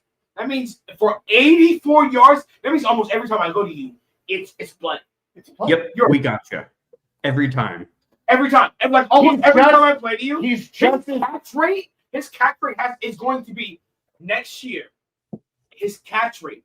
I will predict this. By the end of the season, Pat Bryant will have one of the highest catch rates for a rookie receiver coming into this draft. Because his Well, that catch just rate, means you target him 11 times, you're getting 10 catches. You're getting 9 catches. that's Why it. wouldn't you do that? What was the average? 15, 16, 20 yards a catch? That's insane. 16.4 yards a carry. Okay. Why wouldn't you continue that? Just keep targeting. And Sean Payton said, so when Sean Payton says, Johnny, when you told him, you're the new Michael Thomas. What is Sean Payton saying? The future. I said The way I future. schemed Michael Thomas open for all those receptions, and he You didn't got drop the the thing ball, and he didn't drop the ball, I will scheme those for you, and you don't drop the ball. I like it. Speaking of balls, Isaiah, I think it's your game ball, isn't it? no, it is my Front. it's Yost. No. Oh, okay, Yost, go ahead. I'm gonna take back the Your last game ball, sir. I don't know if he left much energy for you to take. Go under center and take back the energy. taking it. All right, no, I'm gonna go defense on this second one. Okay. Because our defense was well. And as much as I don't think I can give a game ball to the entire defensive line. I hate you so much. We all knew it was coming. I don't know if I can give them a game ball. So I'll give them an honorable mention because if I had like said, Oh no. Put it out with your chest, Yost. We don't do honorable mentions yet. You put your game ball out. Yeah, put your game Say it ball with up. your chest. my game ball for sure is going to Jaquan McMillan. Ooh. Yes. All right. He was playing the game. That one for sure, right? And it's only because I don't think I can give a game ball to the entire defensive line. If I can, then I wish I had. But Jaquan McMillan had 2 sacks and a pick, He may be a defensive player of the week. right? Could be. Like that man. So we even with all the holding, all the craziness that we were dealing with the KC offensive line, we still held down our average of 3 sacks a game. Yeah. Right. Yeah. That is our average, right? Depending on who we go against, the predictions go up. But to have 3 sacks and continue that average on Pat Mahomes, number one, just feels great. Number two, the fact that 2 of them came from McMillan and he had that pick was beautiful. All right. I still think that Jade got robbed of that pick. I do think he got robbed. But let me tell you something. McMillan threw down today. 2 slot cutes cornerback. He threw down today. And for that, he gets the game ball for me. I'm going to build off what Yo said. I'm going to read a tweet to you guys to build off what he said. This is by Emmanuel Ocho, a national media personnel. Ooh. Denver Broncos are the best team in the AFC. It's real simple. They've won 8 straight. They've beaten both Super Bowl teams, Eagles and Chiefs. Their 2 losses are by a combined 4 points. They have a Super Bowl head coach and a killer defense. The The Broncos should be feared. Ooh. Oh, Ocho. Big narrative from last week, bro. Big time. change from last week. We'll put you on ESPN, the Ocho. Let's go. Hey, come on Andre Blue Network. For real. We'll bring you on, For buddy. Like that. Emmanuel Ocho, we need you. We want you to I'll elaborate reach out. about this I'll tweet. Like that a lot. Johnny is shady. I'll reach out. I'll try to get us an Ocho interview. Come on, tell us about this tweet. Come on Blue Network and specify about this tweet. Is that your guy, Isaiah, for game ball? No, that was just building on what Yo said. Jaquan McMillan. Jaquan McMillan. He was Jaquan McMillan's 2 sacks and 1 interception contributed to tweets like what Emmanuel Ocho said, and that we should be feared on Super Bowl contenders. That was just me building on and agreeing with his game ball. But if you want me to go to game ball, my second one, I'm gonna go with you said Jaquan. I'm gonna go with You want offense? said RJ Harvey. I'm gonna go defense, All right, which you want? So I got pulled up right here. and I'm gonna go ahead. Let me look up there. Let me see. So we got that. Scroll all the way up. All the way up. No, don't. No, so I can see. No, don't scroll all the way up. Was that solo tackles, sacks? I'm gonna go with. We'll go with Justice or not. Damn you. Wow. Oh, wow. Damn you! You Wow. son of you son of a bitch! Justice or not has been started for 2 years for this team. Basically started for the 2 years. He's never won the green dot. He's played with a multitude of linebackers. And in truth, there's only been one consistent linebacker for the Broncos this 2 years in this extreme defensive game stretch. It's been Stranad. You're not wrong. And It's been although we Stranad. have a revolving door to inside linebacker, he's been brought back 2 years in a row on 1-year contracts. And he's told he's going to compete. And he's started. That's faith. He's been He deserves a durable. lot of respect. Drafted by the Broncos. He was injured at first, and he's been durable ever since and been He there. has. Teams and defense when we need them. You're so And right. so not only with that, with Alex Singleton being out and Greenlaw coming, he led the team in tackles. You're right. For a while, he led the NFL in sacks for an inside linebacker.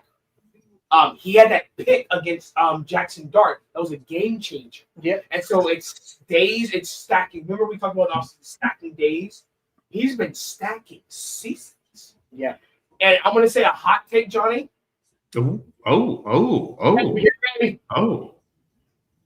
And this is part of my game ball. Ready? Yep. Go. Here.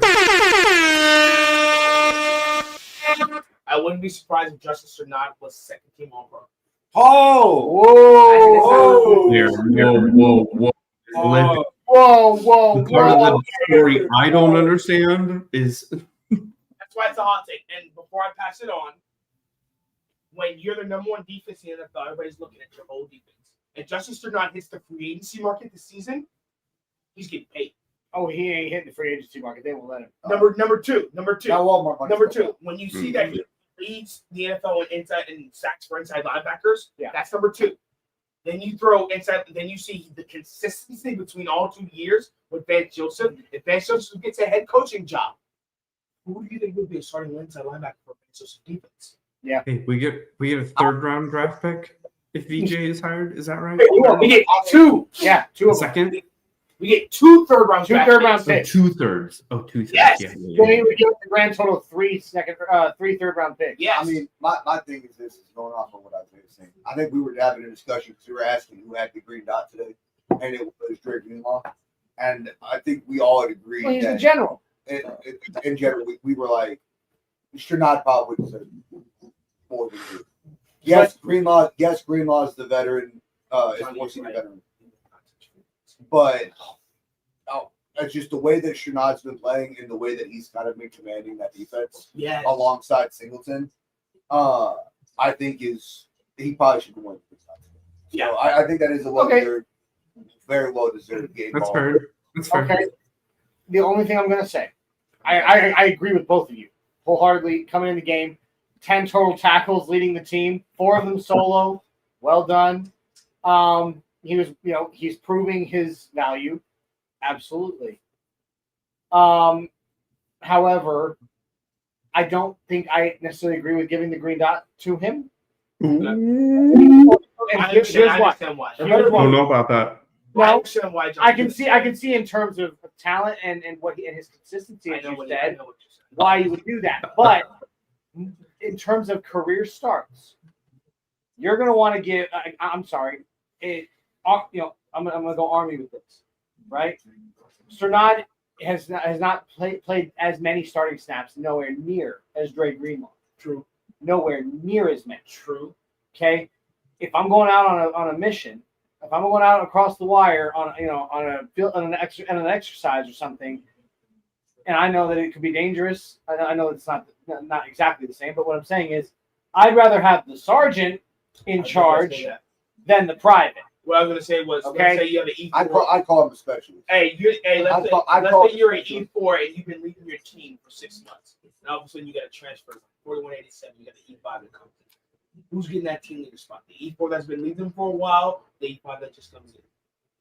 It's going to be the It's E5. gonna be the It's E5. gonna be- That's Greenlaw. The E5 Sternard is the E4 that's gonna lead the team for. I think it truly comes down to just seniority. I mean, but here's the thing: it's like, not too long.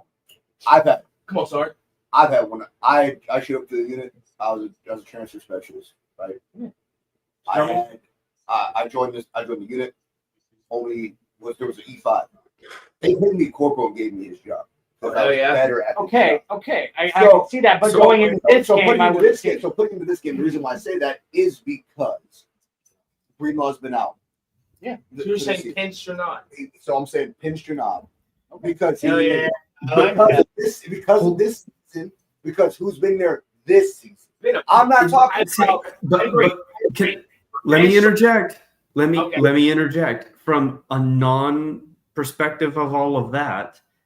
In the same breath, you can say the same thing about Hufanga, who was dubbed captain day one.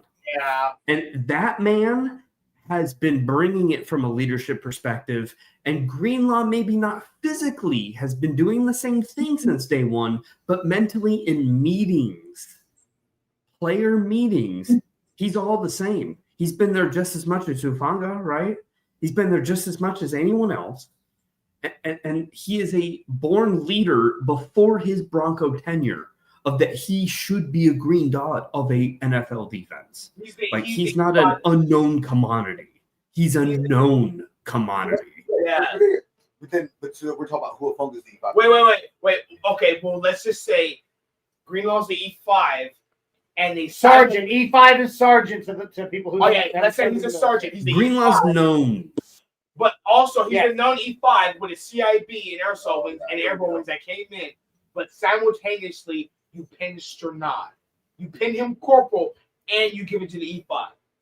Mm-hmm. So now you got an E5 in the squad. You give him his own team, but you also give Sternad. And honestly, by this, We're off the rails so far right do now. you know what the equivalent of Whose game ball is it? It's mine. It's Sternad. Let me finish. Let me land my plane. Okay. Just land on. I'm a peacock. You gotta let me I fly. gotta drive an hour and a half home. Greenlaw with the dot is the 5. Pinning Sternad is giving him an extension. Sure. All right, cool. Johnny, your game ball. Or is it Jay? Here's Jay's game ball. I think I've only given my one. You've only given one, Jay. Johnny, you go for your one. Go for your next then. You're double. All right. Not sound like a broken record here. Oh, here it comes. Here it comes. Break it like Stewie and Family Guy. And nobody's blocking. Talanoa Hufanga, dude. Oh, shocker! Who saw it coming? Everybody. I don't care. Dude, he's a menace. Yeah, He's the right menace, though. He's on our side. He's the menace on our side. He's everywhere. it's got to be that. All the time. He's our Joker on defense. I mean, seriously, Talanoa Hufanga, I swear to God, at the end of every game, every player on the opposing offense is going home and having nightmares about Talanoa Hufanga. They're watching Not just the film, receivers. There's 9. Not just the receivers, not just the running backs, not just the quarterback. They are all going to sleep with images of Talanoa Hufanga bearing down on them at some point in the game. Doesn't matter what position they play, he's been in their face at some He hit point. somebody really hard. And he hit someone. It's Curry. Yeah, he hit Kareem But Hunt. he hit him And So so- hard. I know that I give him one almost every week, but I can't stop. I have a problem. Surprise. I have a problem. I have a Talanoa Hufanga crush. I'm not lying about it. I don't know. Funga. We're pretending Johnny surprised us at the party. Oh, we didn't know. Oh, we didn't know. I don't care that you're not surprised. Go ahead, expect But it. you know what, Johnny? Here's the thing. This is what I will say. Number one, Johnny called Talanoa Hufanga before the offseason. Before So he was he even gets- on the radar. It's his guy. It's his He gets guy. to praise this. Number two, there's talks of Talanoa Hufanga being a first-team All-Pro safety. So not only did you call it, but you giving it to him every week is going to bear truth later on when he's first-team All-Pro. So I know where you're coming from. You called this. I did. All right? I did. You I got your Let me- stuff to pick up. Let me just Yeah, say. Let me just say. We have the same trajectory for J.K. Dobbins, and we have the same injury worrisomeness to each player. We have a But J.K. conversation. Dobbins didn't get the right end of the stick, obviously. But Hufanga thus far, knock on wood, has been clear of that reputation. Absolutely. He's been terrific, obviously. Terrific. Terrific. I And mean- a captain. And a captain before he'd even taken But the a- most important thing is he's been available. Yes. And he's so good. It's like, bitch, you know what? Jay, you are the last one for this one, and we have an honorable mention for each person. Okay. Who's your last I've game ball? got my last game ball. I've got my last game ball here. So my last game ball is going to Bo Himothy Nix. Oh, And God. let me explain this. Let me explain this real quick. I love it. Oh, please, dude. I'm so excited about Bo Himothy today. Bo Himothy had a pedestrian game, granted. But Bo Himothy did not give this game away. Well, it was me. We're gonna keep going. He did not enter into plays in which put himself at risk for losing the game on his own shoulders. Now, we have had plenty of defenses that have been heroes in Broncos country, right? Throughout the years, our defense have been amazing, but we've only asked our offense to at least not F it up. Like, let's at least come to toe with like a bare minimum of like not turning the ball over and not taking big risk. And the big difference that I've seen, at least, and hold on to me with this comparison, but Drew Lock and Bo Nix had very similar jazz about them. Mhm. We saw flair out of the offense with both of them.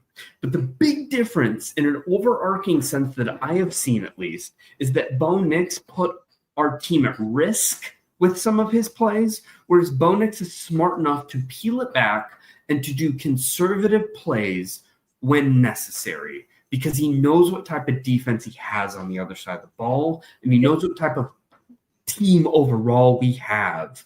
And there cannot be enough said, and there cannot be enough credit given to a quarterback that understands his role on a team in an overall sense, knows that he doesn't need to be the hero, that he just needs to be, in instances, a game manager and allow our historic defense to do its thing. And today was another example of Bo Nix stepping up to the plate and not asking how much he can do, but how much he can assess the team to win. And he did just enough to win, not too little, not too little, like not too little, not too more, but like he was just right in his effort today. I'm gonna go a step further, Jay. I thought you said go, Bo, go. That's not enough, because what you said was Drew Lock. You said between doing enough for the team to win and knowing what your defense. That's not enough for me. It's more than the comparison to Drew Lock, because one thing that Drew Lock never ever did, which Bo Nix has done, was Bo Nix has been able to put the team on his shoulders and do it himself. Drew Lock Multiple times. if I can remember, In one season? Multiple. one fourth quarter winning job against the Chargers. Yes. Bo Nix has done it 5 times in Sure. one season. And I'm going to give you a stat. But before I say that, he did that against both teams that played against the Super Bowl in the previous season.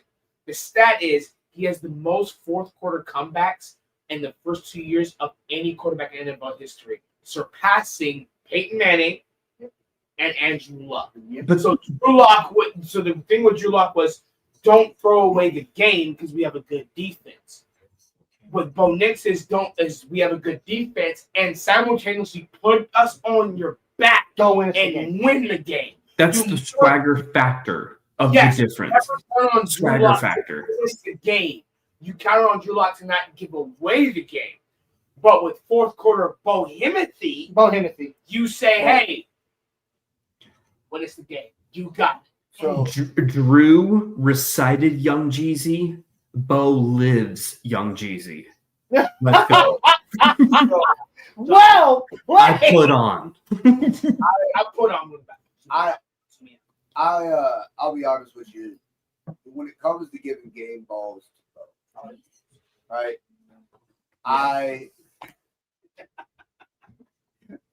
I'm sorry. When it comes to giving Bo the game balls,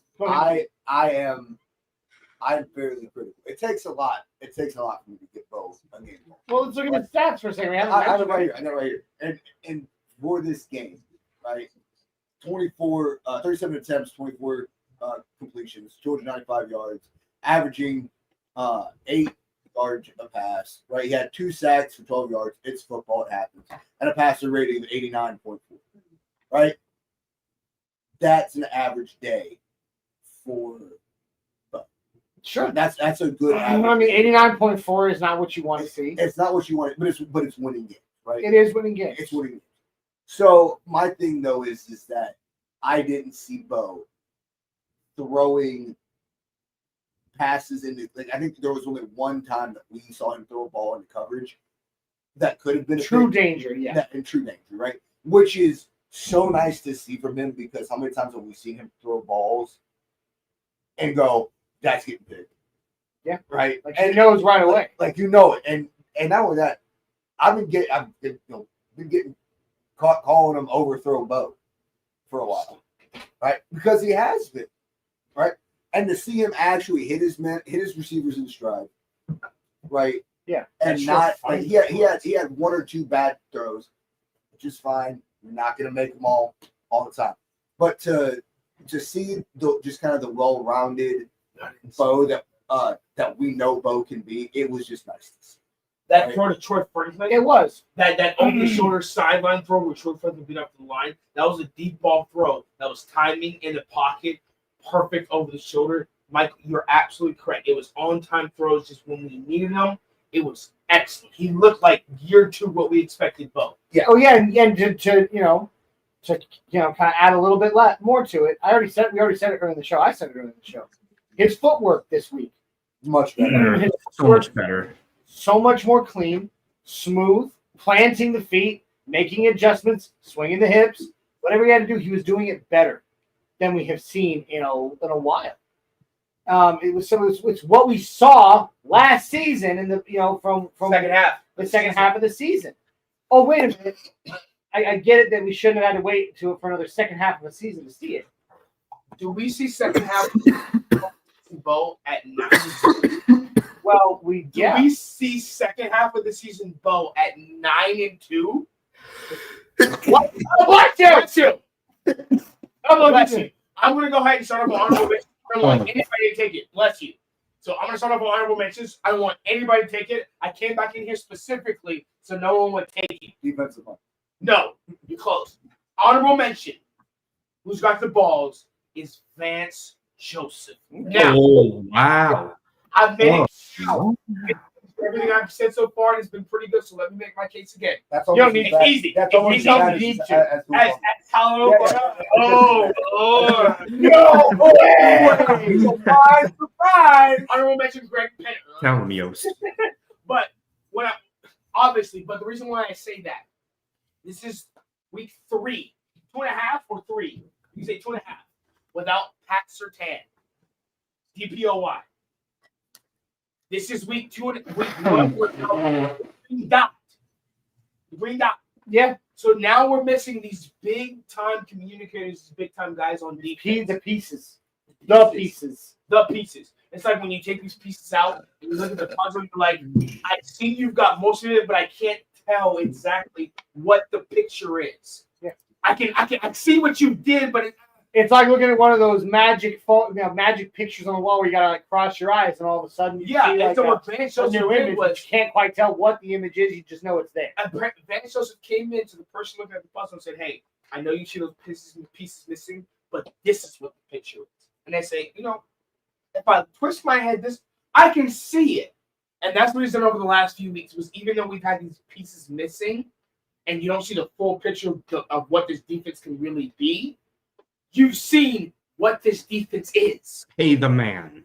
And we've made says, the number one the man in the NFL. We've maintained the number one pass rush in the NFL. We've maintained the record for sacks in the NFL without these guys. Patrick Surtain helps us get coverage sacks. But if you saw Patrick Mahomes drop back, he took a long time to throw the ball. He had to run. But it's with Riley Moss, Chris Abrams-Drain, Jahdae Barron, Jaquan McMillan.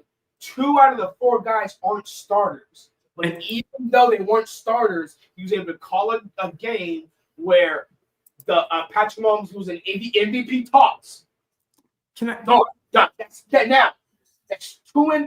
quarterbacks we've won up against in MVP talk that are no longer in MVP. Can I just give a shout out? Just not necessarily an honorable mention, but just someone that is again under the radar that's not going to jump out on a box score, but like at least to me, I see a difference. The depth of having people like Cad and Jahdae Barron on your roster makes such a monumental difference when you're playing a team that is so forceful like Kansas City's offense. And like I don't think we take enough credit for, yes, Vance Joseph has a good scheme and whatever, but like a lot of Vance Joseph is man-to-man, which we just dominate in talent for talent, just matching up in a man-to-man situation. Like aside from PS2, we're talented as hell on that side of the ball. So kudos to George Payton for making us that way. Yes, and we criticized Johnny, because I know you're about to go, but he said credit to George Payton, which I want to jump in because I'm a huge George Payton fan. God, yeah. We criticized him all season. Me too, for not drafting Jihad Campbell. Yeah. Barron. But as you start to see later on down the road, when Johnny almost had that pick 6, he had that pick against Dak Prescott. He seems to be, if you pull up Travis Kelce's stats, it looked like he didn't really do much. And Johnny Barron was the tight end racer. Johnny, I jumped in. It's all you, bud. You're good. You're good. You're good. You're good. You're good. I knew it. It's just like that. Oh, Army jokes. Oh, my God. Oh, Army jokes. All right. I'm going to go with my honorable mention. Go ahead. I already said it I'll earlier go last. when I gave out my snagged ball. It's the entire D-line. Right? Our entire D-line. I wanted to give them the game ball. I didn't know if I can. You have to rewrite the rules on game balls. But them boys came out there and just wrecked the Casey's O-line, right? They made Pat Mahomes' life hell today.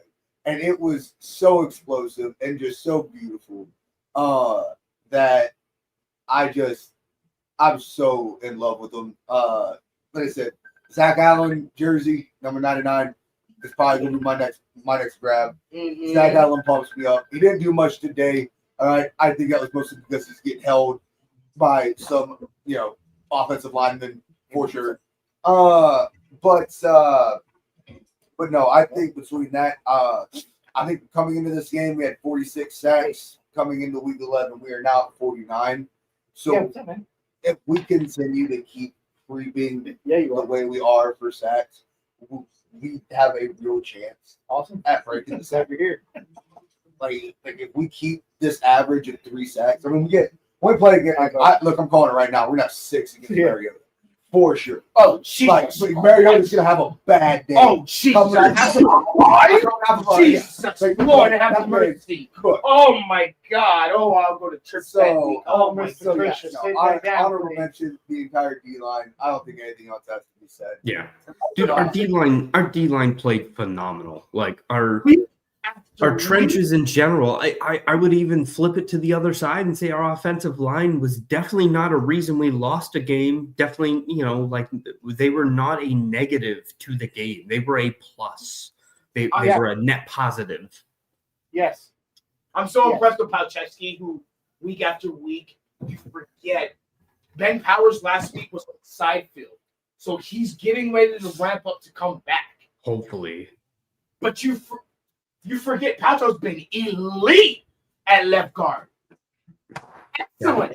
So you're like, okay, I'll bring him in back as a swing tackle. Perfect. Great. I mean, when he was pulling up his cleat earlier, I was like, oh man, the swing tackle's got to get off the field. And then he went to the huddle. I was like, oh, we're running. Oh damn, I forgot he's a left guard. Right. I believe. Our swing tackles and we're running. Oh, he's on left. Oh, I forgot Ben Powers is out. Yeah. But what you said, Jay, was weak. I mean, 2 sacks early, but other than that, when it came from, I didn't see any of those sacks. Remember, I saw the game late. I came in right before the end of the first half, 6-7 minutes into the second quarter. I didn't see anything else for the entire. I never saw him get sacked for the entire game, and it was just adjustments. And I hope Zach Striefan is here next year. Yeah. Good God. Yeah. Yeah, I don't think he will be. I don't think Zach Strief's going to be here next. He's going to get picked up as an OC somewhere. Yeah. Okay. Last. Did you give your honorable mention? Did you say kind of said O-line right now? I mean, I guess I kind of did a back end honorable mention. I didn't give an official, but I mean, like, honestly, everything's been covered from an honorable mention standpoint. I want to give props again. I still have one. Oh, you do? You still have one? I do. Okay. You go for it. Are you sure? Yep. All right. Evan Ingram. I'm giving Evan Ingram an honorable mention. Good one. Didn't have a whole he went 4 for 5 on targets. That's better than he's been in the past. And he had 33 yards on the game.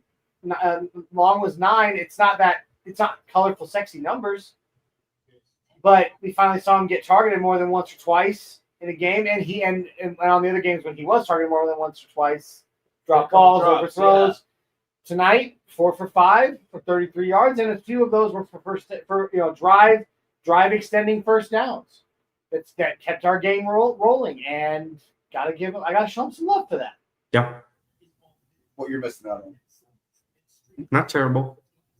Not terrible.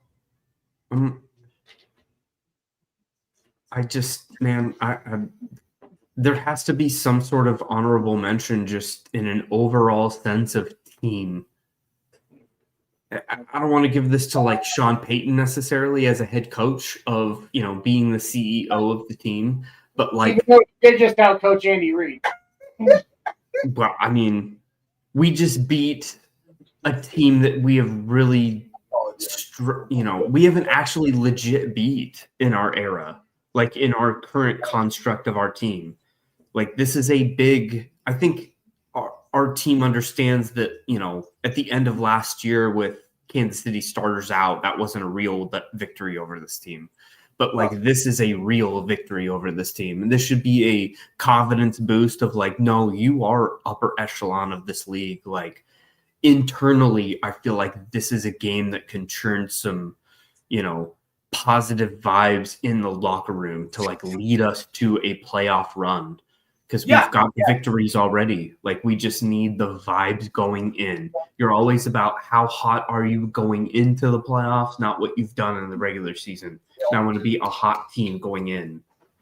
Yeah, and you're right. The way we're built is, I want to see some more of the run game before I go full confidence.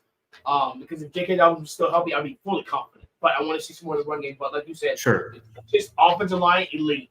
Defensive line, elite. Secondary, elite. And we can see with Bo Nix and receivers, when they're on, you can't stop us. So, yeah, I think we're built to make a run. And I want to see I either want to see Broncos Colts or Broncos Patriots AFC Championship. I want to see Broncos Colts. I want to see a rematch against that crap team with fully healthy. Or I want to see Bo Nix Drake May. That's what I want to see. I get the Colts rematch. I want my revenge. But I really want Bo Nix Drake. I want it. My big thing is before we're done with the season, I want to see RJ Harvey with 20, 25 carries in a game. I want to 100%. see him I want like to be the go workhorse. I agree. He's got to have that. You can see 2 it next weeks to get a bye week. Sorry, you can see it. You see it in 2 weeks after the bye week going against Washington because they're chopped. Old and honestly, if I'm the Commanders, I would not bring Jaden Daniels back when you're in a losing record against the best pass rush in the You should have put him back in a game when he was losing in the fourth quarter.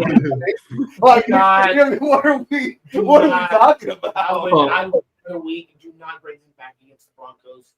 And That'd be foolish. You're 3-5, 3-6. You're not No, going to play they're playoffs. they're like 3-8 now. No, shout out Billy Timmons wants to give Hufanga a game ball. I think shout that's commendable. I mean, we've already kind of touched upon that moment. I also want to say D-Rock in the house. He wants bowls. No holding calls. That's kind of an epic thing in itself. I don't give game. I don't think if you just do your job, you get a game ball. I agree. I think like A sign of good things, though, is to not hear that man's name. Well, here's the thing with Bowles, because the reason why that's not a game ball is because Bowles is on track for a first team All-Pro nod this year. So no holding calls is expected. He's on track to be. He's like literally one of the best left tackles in the NFL. Yeah. That's not a surprise. And yes, to the thing that you asked me, yeah, the Dolphins beat the Commanders today. They are, the Commanders are 3-8. Yeah. And here's the thing: the Commanders are on a bye week as well. So we're both coming off bye weeks. There's no way you're going to bring out Jaden Daniels for a 3-8. No way. His elbows. us? Yeah. Okay, it's no, us. no. That man's going. It's going the wrong way. Yeah, you're not going to save him for next year. Restart, get these old players out, go to the draft. Do not do that. Do not do that. Debo, And then we got the Raiders in Las Vegas after that, and I think we have the Jaguars after that, or we have the Chiefs after that. No, we have Jaguars, Chiefs. Yeah, Jags, Chiefs. Which now, the Jags have been fighting. we'll talk more. Well, here's the thing. Because we beat the Chiefs, we helped and they won today. We helped the Jags make sure they stay at that step. Now That's true. The Chargers are, but between 7 and 8 is about 2 games. So we've made sure the Jaguars are kind of and they made sure themselves are solidified in that 7. And so they're not going to win their division. They're going to be a wild card because they're not going to pass the Colts unless the Colts just collapse. Even then, I don't think they have a chance. Yeah, they're not going to. And so they're fighting for that 5, 6, 7. No matter how we feel, boys, can we all get behind one truth? Please. And it's truth be told. Yeah. We'll always be our leader. The conscience. We will follow. No, Yeah. Here's my question: is do we flip the script on the Chiefs and during the Christmas game? Do we just throw in all of our secondary? Do we just put in all of our secondary? Wow, that's actually No. You don't play with your food. Don't play with your food. We still have one more game against the Chargers that, depending on they are 2 games back behind us. in total, yeah. But you don't want to slip up. No. I want us to take the mentality that we are underdogs in every game. 17, the last game, I'd love to flip. Even if they're not even for a playoff spot. Flip the script. I agree. No, there's no chance that happens. Not with the game against the Chargers coming up right after. Definitely not. You do not want to. It's Jay Drop said. 2 division games back to back. Oh, yeah. Playing. The drop against they had a lucky. They They had a lucky escape. But what I am saying is that Jay said it. Don't play with your food. Right now we have 2 divisional wins. We have 2 divisional wins. 2-1. Okay, and we go if we go out there and throw our secondary in because we're being a bunch of cocky a-holes against the Chiefs. Yeah. And then we drop that game. That puts us back a game in the division. I don't want that. Yeah. I don't want that. And then at you got the Chargers the next week, and you got to play. No. Well, okay. No, fair. Like I said, I was just thinking. I think that it would be If funny. it was the last game, hilarious. if it was the last game of the season, yes. Hey, and at the end of the day, truth be told, says Washington plays Jaden, they might as well put his ass on an altar and offer him up to the Mile High Magic sacrifice. But let me tell you, truth be told, we're willing to accept that sacrifice if that's what it means. We'll take the dub. right. Truth be told, by the way, truth be told, who's really coming in, fast and hot. I love their comments. That's a new name for us. Is it? It is. Here's to Truth Be Told. Welcome to the Orange and Blue crew. I don't have If beer. you have not already, please like, subscribe, share, comment. Join us for all of our other shows all week long. You might as well. Welcome. Hey guys, we see the heart. We appreciate the thumbs up. We appreciate the likes. 77 views, man. Hey, make sure you guys can see. Make sure you guys like this video, subscribe to the channel, guys. I'm about to go chow down. The Yep. share. Just a 2 hours couple more in the World Wide Web here. Bronco Rob with Kansas City sucks. I mean, yeah, we might as well take a bow for that. Take a quick late night bow for that. We also got Shy Vargas in the house. I told you so. He did. I mean, did you see his hype video? His Get Shy video? I was off. Yeah, He tried to warn us. He tried to tell us. He told us. He said, we coming. He said it. We coming. And how does he always say it? There's a Shy thing, but I love it. You Don't know piss the me logo. You know the vibe. Yes. Yep. You know the vibe. Don't piss me off. Coming down the track. Shy. You can't avoid the Shy hype train. In fact, choo-choo. Shy even gave Patrick Mahomes a spanking. He was like, "We coming for Patrick Mahomes. We gonna spank him." Dude, we love you, Shy, and we appreciate all of your awesome hype videos every game day. You get us going. Absolutely. All right. Gentlemen, I'm going to go roundtable real quick here. Final thoughts? Last just tidbits of knowledge to the game. I mean, obviously, we're going to feel this victory for quite some time because this is the vibe that we get to soak in a bye week to. Thank the heavens above. We were about to have just total eclipse of the heart for a good 10 days, 10, 12 days here. Hallelujah! The exact opposite of the last 10 days of last week for the Raiders. It was a win, but it was an ugly. We had to take that. We had to gut swallow it. We had to gut it. But then we get to enjoy this next 2 weeks and get healthy. And then we get to see, does Nate Atkins come back? Yep. And come back. Yup. And who else is getting healthy? Maybe we see Drew Sanders. Ooh. Is very nice. Yeah, dude. Hey, so that's my final point. Hey, if we get healthy, we can beat anybody. Michael! Go Broncos. Heck of a game. I love our defense. I love that. And we love the helmet. DIY. The helmet's pretty terrific. It's awesome. It's better in person. So, but yeah, no. Just what a win. Final thoughts. My high five. Who are we? We're contenders.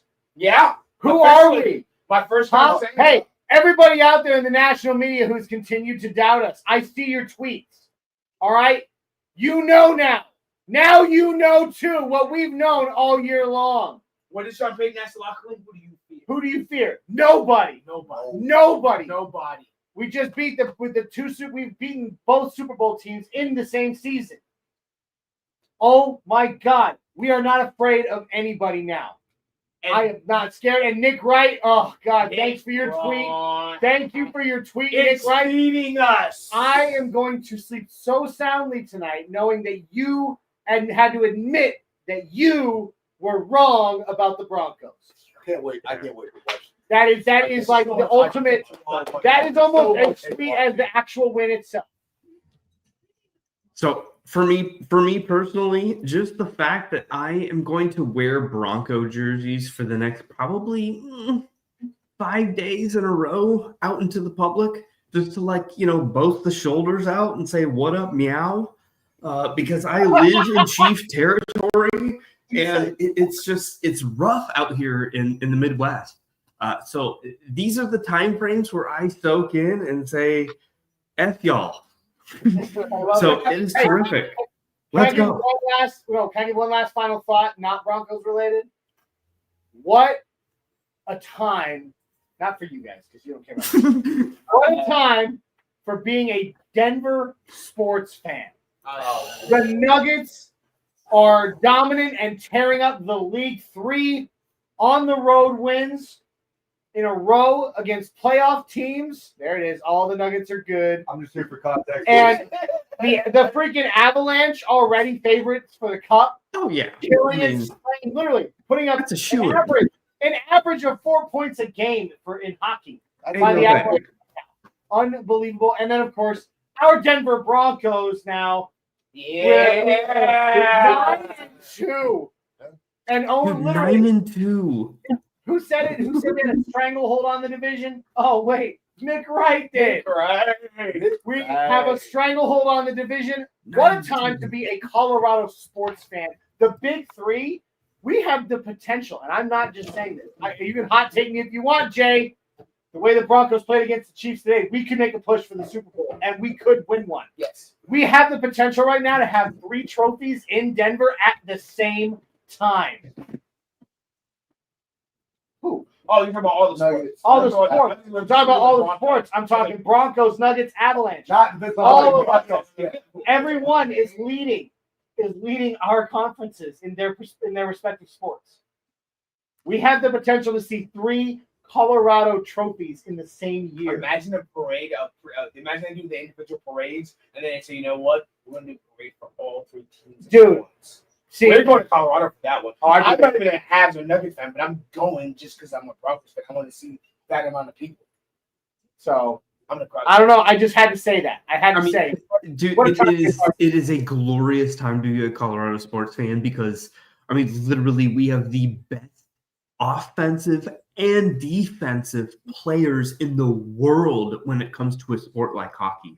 Nathan McKinnon is the best forward in the world. Cale Makar is the best defensive player in the world. And then you have Jokic, who is the best basketball player in the world. And we still can talk about the Broncos of like being respectable. And what a great conversation it is. It's a great mix of sports. I just But you can go watch in the Mile High Symposium.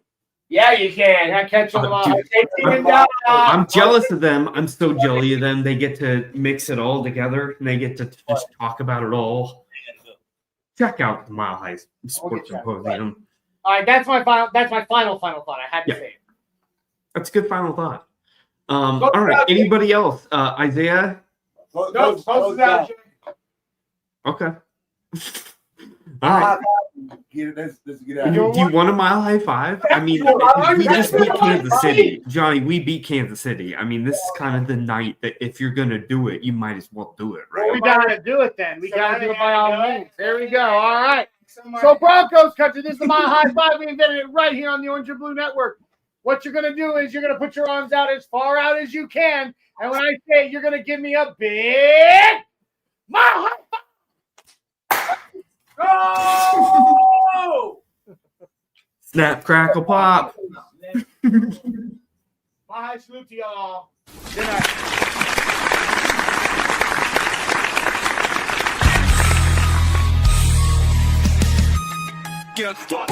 Here comes the thunder, feel that quake in Broncos country. We're never afraid to take